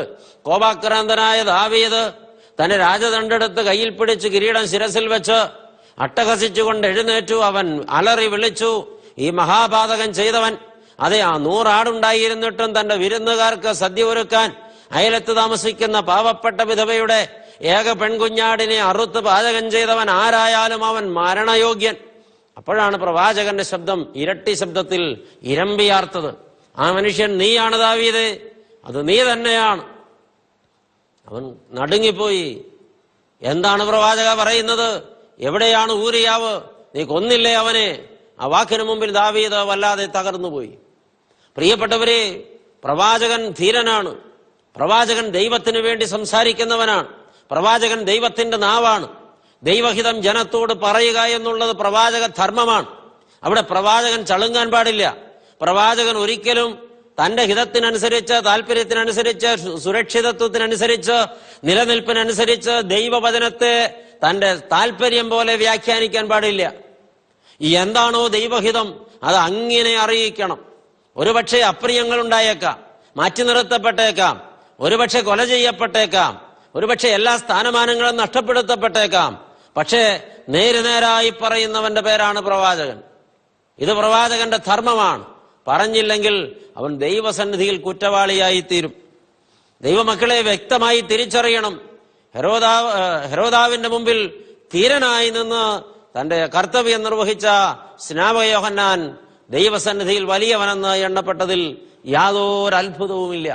അതവന്റെ യോഗ്യത തന്നെയാണ്. പ്രിയരെ, പ്രവാചകൻ ചെയ്യേണ്ടതിനെ കുറിച്ച് എസ്കേൽ പ്രവചനത്തിൽ രേഖപ്പെടുത്തി വെച്ചിട്ടുണ്ട്. എസ്കേൽ പ്രവചനം 33-ാമത്തെ അധ്യായം പ്രവാചകനോട് ദൈവം പറയുന്ന വാക്കുകളാണ്. കർത്താവിന്റെ അരുളപ്പാട് എനിക്കുണ്ടായതെന്തെന്നാൽ, മനുഷ്യപുത്ര, നീ നിന്റെ സ്വന്തം ജാതിക്കാരോട് പ്രവചിച്ച് പറയേണ്ടത്, ഞാനൊരു ദേശത്തിന്റെ നേരെ വാൾ വരുത്തുമ്പോൾ ആ ദേശത്തിന്റെ ജനം തങ്ങളുടെ കൂട്ടത്തിൽ നിന്നൊരു പുരുഷനെ തിരഞ്ഞെടുത്ത് കാവൽക്കാരനായി വെച്ചാൽ, ദേശത്തിന്റെ നേരെ വാൾ വരുന്നത് കണ്ടിട്ട് അവൻ കാഹളമൂതി ജനത്തെ ഓർമ്മപ്പെടുത്തുമ്പോൾ ആരെങ്കിലും കാഹളം കേട്ട് കരുതിക്കൊള്ളാതിരുന്നാൽ വാൾ വന്ന് അവനെ ഛേദിച്ചു കളയുന്നുവെങ്കിൽ അവന്റെ രക്തം അവന്റെ തലമേൽ തന്നെ ഇരിക്കും. കാഹളമൂതുവാൻ കടപ്പെട്ടവൻ കാഹളമൂതിയിട്ടും പ്രാണനെ രക്ഷിക്കേണ്ടവൻ അത് കരുതിയില്ലെങ്കിൽ അവന്റെ രക്തത്തിന്റെ വില അവന്റെ മേൽ തന്നെ ഇരിക്കും. എന്നാൽ അവൻ കാഹളം കേട്ടിട്ട് കരുതിക്കൊണ്ടില്ല, അവന്റെ രക്തം അവന്റെ മേലിരിക്കും. പ്രിയപ്പെട്ടവരെ, കാഹളം ഊതേണ്ടവൻ കാഹളം ഊതിയില്ലെങ്കിൽ, വിളിച്ചു പറയേണ്ടവൻ വിളിച്ചു പറഞ്ഞില്ലെങ്കിൽ, അറിയിക്കേണ്ടവൻ ദൂത് അറിയിച്ചില്ലെങ്കിൽ, അപകടം അറിയിക്കേണ്ടവൻ അത് അറിയിച്ചില്ലെങ്കിൽ, മുൻകരുതലെടുക്കേണ്ടവൻ അത് എടുത്തില്ലെങ്കിൽ, അതിനാൽ നശിക്കുന്ന മുഴുവൻ ആത്മാക്കളുടെയും പ്രാണന്റെ വില കാവൽക്കാരനോട് ചോദിക്കും. കാവൽക്കാരൻ കാഹളമൂതിയിട്ടും കേട്ടവർ വേണ്ടവണ്ണം കരുതാതെ പോയിട്ടാണ് പ്രാണനഷ്ടമുണ്ടായതെങ്കിൽ അവന്റെ പ്രാണന്റെ നഷ്ടം അവന്റെ കുറ്റമായിരിക്കും. ഇപ്പോൾ ദൈവത്തിന്റെ വചനം കൈകാര്യം ചെയ്യാൻ വിളിക്കപ്പെട്ടവൻ വിശ്വസ്തയോടെ തന്റെ ഉത്തരവാദിത്വം നിർവഹിച്ചില്ലെങ്കിൽ അവന്റെ കുറ്റം അവന്റെ മേലിരിക്കും. എന്റെ ദൈവം എന്നെ ഏൽപ്പിച്ച ചുമതലകളിൽ ഞാൻ എന്റെ താല്പര്യത്തിനനുസരിച്ച് വെള്ളം ചേർക്കാൻ പാടില്ല, മയപ്പെടുത്താൻ പാടില്ല. തീക്ഷ്ണമായി ദൈവത്തിന്റെ വചനം പറയേണ്ടിടത്ത് തീക്ഷ്ണമായി ദൈവത്തിന്റെ വചനം പറയണം. പാപത്തിൽ വീണ് നശിച്ചു പോയിക്കൊണ്ടിരിക്കുന്ന ഒരാളോട്, നീ പാപിയാണ്, ഈ സ്വഭാവം കൊള്ളുകയില്ല, ഇത് ദോഷമാണ്, നീ അതിൽ തന്നെ തുടരുന്നത് അപകടമാണ്, നീ തിരുത്തപ്പെട്ടില്ലെങ്കിൽ നിനക്ക് നഷ്ടം വരും, അത് നീ സൂക്ഷിക്കണമെന്ന് പറയാൻ കടപ്പെട്ടവൻ പറഞ്ഞില്ലെങ്കിൽ അവന്റെ നാശത്തിന്റെ ഉത്തരവാദി ഈ പറയാൻ കടപ്പെട്ടവനായി വരും.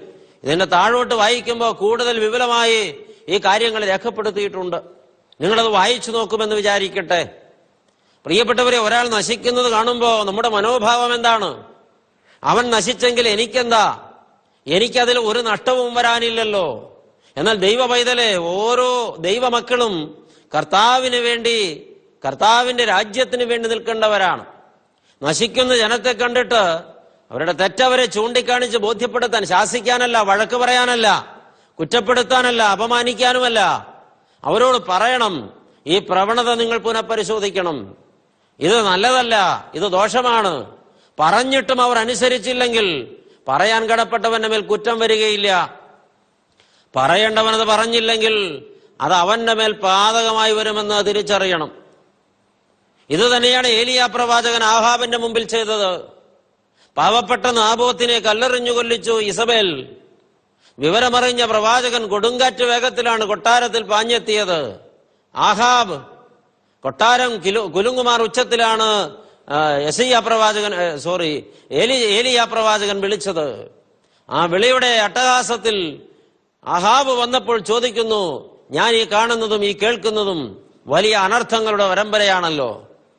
ഒരു പാവപ്പെട്ട കൃഷിവലൻ നിന്റെ ഉല്ലാസത്തിന് ഉദ്യാനം ഉണ്ടാക്കാൻ അവന്റെ കുടുംബസ്വത്ത് തരില്ലെന്ന് പറഞ്ഞപ്പോ ഒരു പേപ്പട്ടിയെ പോലെ തെരുവിൽ അവനെ കല്ലെറിഞ്ഞു കൊന്നില്ലേ? അതിന് നിന്റെ പട്ടമകക്ഷി പണിയൊരുക്കിയില്ലേ? നീ ഈ ചെയ്തത് പാതകമാണ്. അഹാബെ, കർത്താവ് നിന്നെ വെറുതെ വിടുകയില്ല, നീ ഇത് സൂക്ഷിച്ചു കൊള്ളണം.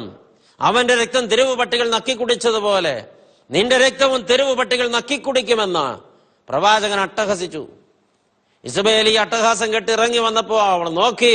പ്രവാചകൻ വീണ്ടും പറഞ്ഞു, നീ ഒരുത്തിയാണ് ഇതിന്റെ മുഴുവൻ ഉത്തരവാദി.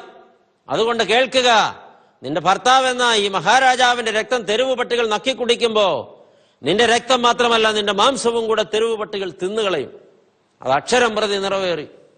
പറയേണ്ടവരോട് പറയേണ്ടതുപോലെ പറയണം. അപ്പോൾ അവൾ അവനെ ഭീഷണിപ്പെടുത്തി, നിന്നെ കൊല്ലുമെന്ന്. പ്രിയപ്പെട്ടവരെ, ഓർക്കണം, പ്രവാചകന് പ്രാണനെ കുറിച്ച് ഒരു ഭയവും ഉണ്ടായില്ല. ദൈവത്തിന് വേണ്ടി ധീരതയോടെ നിൽക്കണം.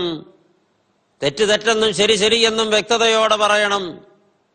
പ്രസാദാത്മകമായി കയ്യടി കിട്ടാൻ വേണ്ടി ദീപസ്തംഭം മഹാശ്ചര്യം എന്ന് കുഞ്ചൻ നമ്പ്യാർ പാടിയതുപോലെ അല്ല ദൈവമക്കളെ, നമ്മുടെ ജീവിതത്തിൽ നമുക്ക് കർത്താവിനോടാണ് കടപ്പാടുണ്ടാകേണ്ടത്. വിളിച്ചവൻ വിശ്വസ്തനാണ്, അഭിഷേകം ചെയ്തവൻ നീതിമാനാണ്, നിർത്തിയവൻ ശക്തനാണ്, അവൻ കരുതിക്കൊള്ളുവാൻ മതിയായവനാണ്. അതുകൊണ്ട് അവന് വേണ്ടി നിൽക്കണം കർത്താവിന്റെ പ്രവാചകൻ. ഈ കാലഘട്ടത്തിൽ പ്രവാചകന്മാരെ ആവശ്യമുണ്ട്. പ്രവാചകന്മാരാണ് ഈ കാലഘട്ടത്തിൽ ഇല്ലാത്തത്. പ്രസംഗകർ ഒരുപാടുണ്ട്, പ്രവാചകന്മാരില്ല. പ്രവാചകൻ എന്ന് പറഞ്ഞാൽ വരാനിരിക്കുന്ന കാര്യങ്ങൾ മുൻകൂട്ടി പറയുന്നവൻ മാത്രമല്ല, പറയേണ്ടതുപോലെ പറയേണ്ട സമയത്ത് പറയുന്നവനാണ് പ്രവാചകൻ. അങ്ങനെയുള്ളവരെ ഈ കാലഘട്ടത്തിന് ആവശ്യമുണ്ട്. സ്നാപകയോഹന്നാൻ ഇങ്ങനെ പ്രസംഗിച്ചതുകൊണ്ട് ഹൃദയത്തിൽ കുത്തുകൊണ്ട് ആയിരക്കണക്കിന് ആളുകൾ യോർദാന്റെ കടവിൽ മാനസാന്തര സ്നാനമേറ്റു. പ്രവാചക ശബ്ദം കേട്ടിടത്തൊക്കെ വലിയ ചലനങ്ങൾ ഉണ്ടായി. ഇന്ന് ശബ്ദം കേൾക്കുന്നിടത്ത് മാനസാന്തരത്തിന്റെ ചലനങ്ങൾ ഉണ്ടാകുന്നില്ലെങ്കിൽ കേൾക്കപ്പെടുന്ന ശബ്ദം ദൈവശബ്ദമാണോ എന്ന് പുനഃപരിശോധിക്കണം. ഒരു കാലഘട്ടത്തിലൊക്കെ കൺവെൻഷൻ മന്ത്രികളിലും വലിയ സമ്മേളനങ്ങളിലും വലിയ നിലവിളിയോടുകൂടി ജനം അവരുടെ പാപങ്ങളെ വിട്ട് അനുതപിച്ചിരുന്നു. എന്നാൽ ഇന്ന് അതുപോലുള്ള ഇടങ്ങളിൽ വലിയ ആഘോഷങ്ങളും വലിയ ആർപ്പുവിളികളും ഒക്കെ നടക്കുകയാണ്. ഇന്ന് ജനം നിലവിളിക്കുന്നുണ്ട്. നിലവിളിക്കുന്നത് തങ്ങളുടെ പാപങ്ങളെക്കുറിച്ച് ഓർത്തിട്ടോ അനുതാപത്തിന്റെ ഹൃദയം വന്നതുകൊണ്ടോ അല്ല. കാര്യങ്ങൾ നേടാൻ വേണ്ടി, ലാഭങ്ങൾ കിട്ടാൻ വേണ്ടി, രോഗങ്ങൾ മാറാൻ വേണ്ടി, പ്രതിസന്ധികൾ തീരാൻ വേണ്ടി, സാമ്പത്തിക പുരോഗതി ഉണ്ടാകാൻ വേണ്ടി അലമുറയിട്ട് കരയുന്നതാണ്. ഹൃദയത്തിൽ കുത്തുകൊണ്ടിട്ട് ഞാൻ പാപിയാണെന്ന് ബോധ്യപ്പെട്ടിട്ട്, എന്റെ ജീവിതം തെറ്റായ ശൈലിയിൽ പ്രയാണം ചെയ്യുന്നുവെന്ന് ബോധ്യപ്പെട്ടിട്ട് ഞാൻ തിരുത്തപ്പെട്ടേ മതിയാകൂ എന്ന ഹൃദയത്തിൽ വ്യക്തമായ ബോധ്യമുണ്ടായിട്ടല്ല ഈ കാലഘട്ടത്തിൽ ജനം കൺവെൻഷൻ മന്ത്രികളിൽ കരയുന്നത് എന്ന് അറിയുമ്പോൾ പങ്കിടപ്പെടുന്ന സന്ദേശത്തിന്റെ കുഴപ്പം അവിടെയാണ് മനസ്സിലാകുന്നത്. വൈകാരികമായി ജനത്തെ ഇളക്കിമറിച്ച് വല്ലാത്തൊരു വിക്ഷുബ്ധതയിലെത്തിക്കുന്നതാണ് ഈ കാലഘട്ടത്തിൽ പലപ്പോഴും സംഭവിക്കുന്നതെങ്കിൽ, പാപത്തെക്കുറിച്ച് ജനത്തെ ബോധ്യം വരുത്തിക്കൊണ്ട് അപകടകരമായ പ്രയാണം അവസാനിപ്പിച്ച് വിശുദ്ധ ജീവിതത്തിന് തീരുമാനമെടുക്കണമെന്ന് വ്യക്തമായി ജനഹൃദയങ്ങളിൽ ഓതിക്കൊടുക്കുന്ന സന്ദേശങ്ങൾ ഈ കാലഘട്ടത്തിൽ കുറഞ്ഞു കുറഞ്ഞു വരികയാണ്, നിന്നുപോയിക്കൊണ്ടിരിക്കുകയാണ്. ജനം രക്ഷ പ്രാപിക്കണം, പാപത്തിൽ നിന്ന് മോചനം പ്രാപിക്കണം, അനുതാപം അവരുടെ ജീവിതത്തിൽ സംഭവിക്കണം, ഒരു വിശുദ്ധിക്ക് വേണ്ടി സമർപ്പണം ചെയ്യണം. ആ നിലകളിലേക്ക് ജനത്തെ ഒരുക്കിയെടുക്കണം. അതാകണം പ്രിയപ്പെട്ടവരെ പ്രവാചക ദർശനമുള്ള സുവിശേഷകരിലൂടെ സംഭവിക്കേണ്ടത്. അപ്പോൾ പാപത്തെക്കുറിച്ച് അവരെ ബോധ്യപ്പെടുത്തിയേ പറ്റൂ, തെറ്റാണെന്ന് അവരെ മനസ്സിലാക്കി കൊടുത്തേ പറ്റൂ, അപകടം എന്താണെന്ന് അവരെ പറഞ്ഞ് ബോധ്യപ്പെടുത്തിയേ പറ്റൂ, അത് പറയേണ്ടതുപോലെ പറഞ്ഞേ പറ്റൂ. അങ്ങനെ പറയുമ്പോൾ ആളുകളിൽ ചലനമുണ്ടാകും. ഇത് സംബന്ധിച്ച് അപ്പോസ്തലനായ പൗലോസിന്റെ ചില വാക്കുകൾ വളരെയേറെ ശ്രദ്ധേയമായതാണ്. തെസലോനിക്ക സഭയ്ക്ക് പൗലോസ് ലീഹ എഴുതുമ്പോൾ ഒന്നാമത്തെ ലേഖനം 2-ാമത്തെ അധ്യായം 2-ാമത്തെ തിരുവചനം, നിങ്ങൾ അറിയും പോലെ ഞങ്ങൾ ഫിലിപ്പിയായിൽ വെച്ച് കഷ്ടവും അപമാനവും അനുഭവിച്ചിട്ടും വലിയ പോരാട്ടത്തോടെ ദൈവത്തിന്റെ സുവിശേഷം നിങ്ങളോട് പ്രസംഗിച്ചതിനാൽ പ്രസംഗിക്കുവാൻ ഞങ്ങളുടെ ദൈവത്തിൽ ഞങ്ങൾ ധൈര്യപ്പെട്ടിരിക്കുന്നു. ഫിലിപ്പിയായിൽ സുവിശേഷം പ്രസംഗിച്ചതിന്റെ പേരിൽ തടവിലായി, കാരാഗ്രഹത്തിൽ കിടന്നുകൊണ്ട് ഒരുപാട് പ്രയാസങ്ങൾ അനുഭവിച്ചു. പ്രിയപ്പെട്ടവരെ, എന്നാൽ പൗലോസ് പറയുന്നു, നിങ്ങൾ അറിയും പോലെ ഞങ്ങൾ ഫിലിപ്പിയയിൽ വെച്ച് കഷ്ടവും അപമാനവും അനുഭവിച്ചിട്ടും വലിയ പോരാട്ടത്തോടെ ദൈവത്തിന്റെ സുവിശേഷം നിങ്ങളോട് പ്രസംഗിക്കാൻ ഞങ്ങളുടെ ദൈവത്തിൽ ധൈര്യപ്പെട്ടിരിക്കുന്നു. കഷ്ടമുണ്ടായിട്ടും അപമാനമുണ്ടായിട്ടും മാറ്റി നിർത്തലുണ്ടായിട്ടും തിക്കലുണ്ടായിട്ടും കർത്താവിന്റെ സത്യസുവിശേഷം, രക്ഷയുടെ സുവിശേഷം, വീണ്ടെടുപ്പിന്റെ സുവിശേഷം, വിടുതലിന്റെ സുവിശേഷം പങ്കിടുന്ന കാര്യത്തിൽ വിട്ടുവീഴ്ചയുണ്ടായില്ല അപ്പോസ്തലന്റെ ജീവിതത്തിൽ. ഇതാണ് പ്രിയപ്പെട്ടവരെ ധീരനായ പോരാളിയുടെ പ്രത്യേകത. അങ്ങനെയുള്ള ഒരാൾ ദൈവസന്നിധിയിൽ തീർച്ചയായിട്ടും മാനിക്കപ്പെടും, വലിയവനെന്ന് എണ്ണപ്പെടും. എനിക്ക് വേണ്ടി നിൽക്കുന്നവന് വേണ്ടി ഞാനെന്ന് നിൽക്കുമെന്ന കർത്താവിന്റെ ആ ഒരു കാഴ്ചപ്പാട് നമ്മുടെ ജീവിതത്തിൽ യാഥാർത്ഥ്യമാക്കപ്പെടണം. എന്നെ മാനിക്കുന്നവനെ ഞാനും മാനിക്കുമെന്നല്ലോ കർത്താവിന്റെ കൽപ്പന. വീണ്ടും 1 തെസ്സലോനിക്ക ലേഖനം 2-ാം അധ്യായത്തിന്റെ 5-ാം വാക്യത്തിൽ തുടർന്ന് പൗലോസ് ലീഹ പറയുന്നത് കേൾക്കുക. ഞങ്ങൾ മനുഷ്യരെ അല്ല, ഞങ്ങളുടെ ഹൃദയം ശോധന ചെയ്യുന്ന ദൈവത്തെ അത്രേ പ്രസാദിപ്പിച്ചുകൊണ്ട് സംസാരിക്കുന്നത്.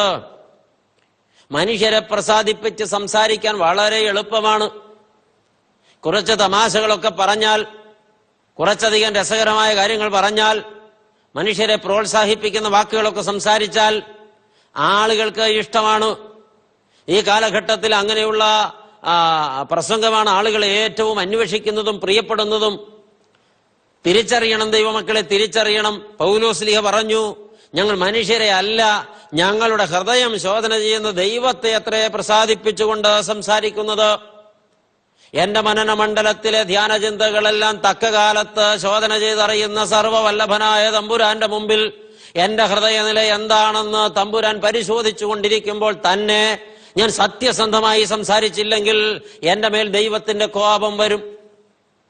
ഇതെല്ലാവരും തിരിച്ചറിഞ്ഞിരിക്കേണ്ടതാണ്. പൗലോസ് തുടർന്ന് പറയുന്നു, നിങ്ങൾ അറിയും പോലെ ഞങ്ങൾ ഒരിക്കലും മുഖസ്തുതിയോ ദ്രവ്യാഗ്രഹത്തിന്റെ ഉപായമോ പ്രയോഗിച്ചിട്ടില്ല, ദൈവം സാക്ഷി. പ്രിയപ്പെട്ടവരെ, ഇത് തിരിച്ചറിവായി മാറണം. നമ്മുടെ ജീവിതത്തിൽ നാം സൂക്ഷ്മതയോടെ ദൈവത്തിന്റെ വചനം കൈകാര്യം ചെയ്യണം. അത് ഉത്തരവാദിത്വ ബോധത്തോടെ ചെയ്യേണ്ടതാണ്. അതിനകത്ത് മറ്റൊരു പ്രതീക്ഷകളും ഉണ്ടാകാൻ പാടില്ല. അങ്ങനെ വന്നാൽ അത് ദൈവത്തോടുള്ള വഞ്ചനയാണ്. മന്ത്രവാദിയായ ആഭിചാരകനായ ശീമോൻ പത്രോസും അവന്റെ സഖിമാരും ആളുകളുടെ മേൽ കൈവയ്ക്കുമ്പോൾ അവർ പരിശുദ്ധാത്മാവിനെ പ്രാപിക്കുന്നത് കണ്ടിട്ട് ചോദിക്കുന്നുണ്ട്, എത്ര പണം വേണമെങ്കിലും തരാം, ഈ നൽവരം എനിക്കും കൂടെ തരിക. ഞാൻ കൈവയ്ക്കുമ്പോഴും ആളുകൾ പരിശുദ്ധാത്മാവിനെ പ്രാപിക്കട്ടെ. ശീമോൻ നന്നാകാൻ തീരുമാനിച്ചതുകൊണ്ടല്ല, കർത്താവിന്റെ ശിഷ്യനാകാൻ തീരുമാനിച്ചതുകൊണ്ടല്ല, ഈ ശുശ്രൂഷ അപ്പോസ്തലന്മാരോട് ചെയ്യാൻ ആശിച്ചതുകൊണ്ടുമല്ല, പണം കൊടുത്തത് വാങ്ങാൻ തീരുമാനിച്ചതിന്റെ പിന്നിൽ ഒരേ ഒരു കാരണമേ ഉള്ളൂ, ഇത് വിറ്റ് പണമാക്കാം. ദൈവത്തിന്റെ നൽവരങ്ങൾ പണത്തിന് വിൽക്കുന്നവർ, ദൈവത്തിന്റെ നൽവരങ്ങൾ പണം കൊടുത്തു വാങ്ങുന്നവർ ഈ ആഭിചാരകനായ ശിമോന്റെ മനോഭാവമുള്ളവരാണ്. അത് വ്യക്തമായി നാം തിരിച്ചറിഞ്ഞിരിക്കണം. അപ്പോസ്തലൻ അവരെ ശാസിക്കുന്നതായിട്ട് നാം തിരിച്ചറിയുന്നുണ്ട്. പ്രിയപ്പെട്ടവരെ, നാം നമ്മുടെ ജീവിതത്തിൽ വ്യക്തമായ കാഴ്ചപ്പാട് ഇവിടെ പ്രാപിക്കേണ്ടതുണ്ട്. വീണ്ടും 1 തെസ്സലോനിക്ക ലേഖനം 2-ാം അധ്യായത്തിന്റെ 7-ാം തിരുവചനത്തിലെത്തുമ്പോ അപ്പോസ്തലനായ പൗലോസ് ആവർത്തിക്കുന്നു, ഞങ്ങൾ മനുഷ്യരോടാകട്ടെ മറ്റുള്ളവരോടാകട്ടെ മാനം അന്വേഷിച്ചിട്ടില്ല. ഞങ്ങൾക്ക് വേണ്ടത് ഈ ലോകത്തിന്റെ മാനമല്ല, ഈ ലോകത്തിന്റെ കയ്യടിയല്ല, ഈ ലോകത്തിന്റെ മഹത്വമല്ല, ഈ ലോകം തരുന്ന അംഗീകാരവുമല്ല. ഞങ്ങൾക്ക് വേണ്ടത് ദൈവസന്നിധിയിലുള്ള അംഗീകാരമാണ്. ഈ തിരിച്ചറിവാണ് എല്ലാ കാലഘട്ടത്തിലും കർത്താവിന്റെ സുവിശേഷം കൈകാര്യം ചെയ്യുന്നവർക്ക് വേണ്ടത്. അതുകൊണ്ട് തെറ്റ് ചെയ്യുന്നവന്റെ മുമ്പിൽ നീ ചെയ്യുന്നതിൽ വലിയ കുഴപ്പമൊന്നുമില്ല എന്ന് അവനോട് പറയുന്നതല്ല ദൈവത്തിന്റെ നീതി. ആളുടെ സ്റ്റാറ്റസ്, ആളിരിക്കുന്ന കസേര, വഹിക്കുന്ന സ്ഥാനം, കയ്യിലുള്ള പണത്തിന്റെ കൊഴുപ്പ്, ഇതൊക്കെ നോക്കി ആളുകളുടെ സാധ്യതകൾ അറിഞ്ഞ് അവരെ സുഖിപ്പിച്ച് സംസാരിച്ചാൽ കർത്താവിന്റെ മുമ്പിൽ ഏറ്റവും താഴെ, അതെ അതിലും താഴെ ദൈവ മുമ്പിൽ യോഗ്യതയില്ലാതെ പോകും. പ്രിയപ്പെട്ടവരെ, ദൈവ മുമ്പിൽ യോഗ്യത കണ്ടെത്തണമെങ്കിൽ ഏതൊരാളോടും അവന്റെ പാപത്തെ ബോധ്യപ്പെടുത്തുവാൻ ഉത്തരവാദിത്വമുണ്ട് ദൈവത്തിന്റെ വചനം കൈകാര്യം ചെയ്യുന്നവർക്ക്. ആദ്യം പറഞ്ഞത് ആവർത്തിക്കട്ടെ, ഈ കാലഘട്ടത്തിന് ആവശ്യം പ്രസംഗകരെയല്ല, ഈ കാലഘട്ടത്തിന് ആവശ്യം പ്രവാചകന്മാരെയാണ്. ദൈവത്തിന്റെ മാറ്റമില്ലാത്ത തിരുവചനം മാറ്റമില്ലാതെ ജനത്തോട് പങ്കിടണം. ജനം തിരുത്തപ്പെട്ടേ മതിയാകൂ. യോഗവേദികളിലൊക്കെ പാപത്തെക്കുറിച്ച് ബോധ്യപ്പെട്ടിട്ട് ജനം നിലവിളിക്കണം. പത്രോസ്ലീഹ പെന്തക്കോസ്ത് നാളിൽ പ്രസംഗിച്ചത് കേട്ടിട്ട് കൂടിയിരുന്ന ജനം ഹൃദയത്തിൽ കുത്തുകൊണ്ട് വിലാപം കഴിച്ചു, അയ്യോ ഞങ്ങൾ എന്ത് ചെയ്യണം. പ്രിയപ്പെട്ടവരെ, കാരാഗ്രഹ പ്രമാണി പൗലോസിന്റെ ശീലാസിന്റെ ആരാധനയെങ്കിൽ അത്ഭുതങ്ങൾ കാരാഗ്രഹത്തിൽ നടക്കുന്നത് കണ്ടിട്ട് വലിയ നിലവിളിയോടെ കാൽക്കൽ വീണി ചോദിച്ച്, യജമാനന്മാരെ രക്ഷ പ്രാപിപ്പാൻ ഞാൻ എന്തു ചെയ്യണം? ഈ കാലഘട്ടത്തിൽ ഇപ്രകാരമുള്ള ചോദ്യങ്ങൾ ഉരുത്തിരിയണം. ജനം മാറിയേ മതിയാകൂ. ഈ കാലഘട്ടത്തിൽ ഒരുപാട് ആളുകൾ ചെയ്യുന്നത് പാപമാണെന്ന് അറിഞ്ഞിട്ടും അതൊരു ശീലമാക്കി കൊണ്ടു നടക്കുകയാണ്. അതേസമയത്ത് മറുവശം ഭക്തിയുടെ വേഷം നന്നായി കെട്ടുകയാണ്. ഉള്ളിൽ പാപിയും പുറമേ വിശുദ്ധനുമായി നടക്കുന്ന ആളുകളെ തിരുത്തണം. ദൈവസന്നിധിയിൽ യോഗ്യമായ നിൽപ്പ് എല്ലാവർക്കും ഉണ്ടാകണം. ഓർക്കുക, ഒരു പാപി അവന്റെ പാപത്തിൽ മരിച്ചാൽ അവനെ പാപത്തെക്കുറിച്ച് ബോധ്യപ്പെടുത്തേണ്ടവൻ ബോധ്യപ്പെടുത്താത്തത് കൊണ്ടാണത് സംഭവിക്കുന്നതെങ്കിൽ ആ ബോധ്യപ്പെടുത്തേണ്ടവൻ അവന്റെ മരണത്തിന്റെ ഉത്തരവാദി. ഞാൻ മൂലം യേശുവിന്റെ രക്ഷാസുവിശേഷം അറിയേണ്ട പാപത്തിൽ ജീവിക്കുന്ന ഒരാളെ അവന്റെ തെറ്റ് ബോധ്യപ്പെടുത്താൻ എനിക്ക് കഴിഞ്ഞില്ലെങ്കിൽ അവന്റെ തകർച്ചയ്ക്ക് ഉത്തരവാദി ഞാനാണ്. കണക്ക് ബോധിപ്പിക്കേണ്ടത് ഞാനാണ്. അവന് വേണ്ടി ശിക്ഷയേൽക്കേണ്ടി വരുന്നത് ഞാനാണ്. ഈ ബോധം എന്നെ ഭരിക്കണം. എങ്കിലേ എന്റെ നാവിന് മൂർച്ച വരികയുള്ളൂ, എന്റെ ഹൃദയത്തിൽ വിശ്വസ്തത ഉണ്ടാകുകയുള്ളൂ. അതുകൊണ്ട് ദൈവമക്കളെ, വ്യക്തതയോടെ സ്നാപക യോഹന്നാന്റെ പാത പിന്തുടരുവാൻ കർത്താവ് ഇന്ന് നമ്മളെ ഓർമ്മിപ്പിക്കുകയാണ്. മുന്നിൽ എത്ര വലിയ തടസ്സങ്ങൾ വന്നാലും പ്രാണഭയമുണ്ടായാലും കരുതുന്നവന്റെ കരുത്തുള്ള കരത്തിൽ സംരക്ഷണമുണ്ടെന്ന ഉറപ്പോടെ ദൈവത്തിന്റെ ഹിതമനുസരിച്ച് ജീവിതം ചിട്ടപ്പെടുത്താൻ എല്ലാവരും ശ്രദ്ധിക്കട്ടെ. ഉത്തരവാദിത്വ ബോധമുള്ളവരായി മാറാൻ നമുക്ക് ഭാഗ്യമുണ്ടാകട്ടെ. ലക്ഷ്യത്തിലേക്ക് പ്രയാണം ചെയ്യുവാൻ ദൈവം നമ്മെ ഒരുക്കട്ടെ. എസ്കീയലിന് കൊടുത്ത നിർദ്ദേശം നമ്മുടെ ജീവിതത്തിൽ വലിയ ഒരു പാഠമായിരിക്കട്ടെ. അപ്പോസ്തലനായ പൗലോസ് പറഞ്ഞ പ്രഖ്യാപനങ്ങൾ നമുക്ക് വലിയ ഒരു ഓർമ്മയായിരിക്കട്ടെ. നാഥാന്റെ നിലപാടും ഏലിയ പ്രവാചകന്റെ നിലപാടും ആമോസ് പ്രവാചകന്റെ നിലപാടും അവർക്ക് നഷ്ടമാണ് വരുത്തിയത് ലോകപ്രകാരം. പക്ഷേ ദൈവസന്നിധിയിൽ അവർ യോഗ്യരായി തീർന്നു. ദൈവസന്നിധിയിലെ യോഗ്യതയാണ് ഒരു മനുഷ്യന് ഏറ്റവും വിലപ്പെട്ടത്. ലോകത്തിന്റെ മുമ്പിലെ യോഗ്യതകൾ ഒന്നുമല്ല. അതുകൊണ്ട് നമുക്ക് നമ്മുടെ ജീവിതത്തെക്കുറിച്ച് കരുതലുള്ളവരാകാം, ഉത്തരവാദിത്വത്തെക്കുറിച്ച് ബോധമുള്ളവരാകാം. സ്നാപയോഹന്നാൻ തരുന്ന ഈ പാഠം നമ്മൾ ജീവിതത്തിൽ ഏറ്റുവാങ്ങിക്കൊണ്ട് മറ്റുള്ളവരെ കുറിച്ച് കരുതലുള്ളവനായി, അവരുടെ പ്രാണന്റെ വില എന്നോട് ചോദിക്കാതിരിപ്പാൻ ഞാൻ അവരെ തക്ക സമയത്ത് കാര്യങ്ങൾ ബോധ്യപ്പെടുത്തുന്നവനായി സൂക്ഷ്മതയോടെ ജീവിക്കുമെന്ന് നമുക്ക് തീരുമാനമെടുക്കാം. നമുക്ക് പ്രാർത്ഥിക്കാം. സ്നേഹവാനായ കർത്താവേ, അവിടുത്തെ പാദപീഠത്തിൽ ഒരിക്കൽ കൂടെ ചേർന്ന് വന്നപ്പോൾ ഞങ്ങളുടെ മധ്യേ എഴുന്നള്ളി നിന്ന് ഞങ്ങളോട് വ്യക്തമായി സംസാരിച്ചിരിക്കുന്നു. സ്നാപയോഹന്നാൻ വളരെ ധീരനായി നിന്ന് പ്രാണഭയം കൂടാതെ തിരിഹിതം അറിയിച്ചിരിക്കുന്നു. അതുകൊണ്ട് തന്നെയാണ് അവൻ ദൈവസന്നിധിയിൽ വലിയവനെന്ന് എണ്ണപ്പെട്ടത്. അതുകൊണ്ട് തന്നെയാണ് നീ അവനെ സ്ത്രീകൾ നീ ജനിച്ചവരിൽ വലിയവനെന്ന് പ്രഘോഷിച്ചത്. ദൈവമേ, ഈ വിധത്തിൽ നിനക്ക് വേണ്ടി നിൽപ്പാൻ, നിന്റെ ഹിതം മാത്രം ജീവിതത്തിൽ പറയാൻ, ദൈവമേ, നിന്റെ വചനം, നിന്റെ സന്ദേശം അത് സാഹചര്യത്തിനനുസരിച്ച്, ഞങ്ങളുടെ സൗകര്യത്തിനനുസരിച്ച് ഞങ്ങൾ വേണ്ടവണ്ണം കരുതാതെ വ്യാഖ്യാനിക്കാൻ, ദുർവ്യാഖ്യാനം ചെയ്യാൻ ഞങ്ങൾക്ക് ഇടവരരുതേ. ഞങ്ങൾ കൃപ കൊണ്ട് നിറയ്ക്കണമേ. അവിടുത്തെ സാന്നിധ്യം കൂടെ ഇരിക്കണമേ. ഞങ്ങളെ ബലപ്പെടുത്തിക്കൊള്ളണമേ. ഞങ്ങളെ നിന്റെ പോരാളികളാക്കി തീർക്കണമേ. വിനയപൂർവ്വം പാദപീഠത്തിൽ സമർപ്പിക്കുന്നു ദൈവമേ. പ്രാർത്ഥന അവിടുന്ന് കേട്ടതുകൊണ്ട് സ്തോത്രം. ഞങ്ങൾ നിനക്കും നിന്റെ പിതാവിനും പരിശുദ്ധാത്മാവിനും സ്തുതിയും സ്തോത്രവും സമർപ്പിക്കുന്നു, ഇപ്പോഴും എപ്പോഴും എന്നേക്കും തന്നെ. ആമേൻ.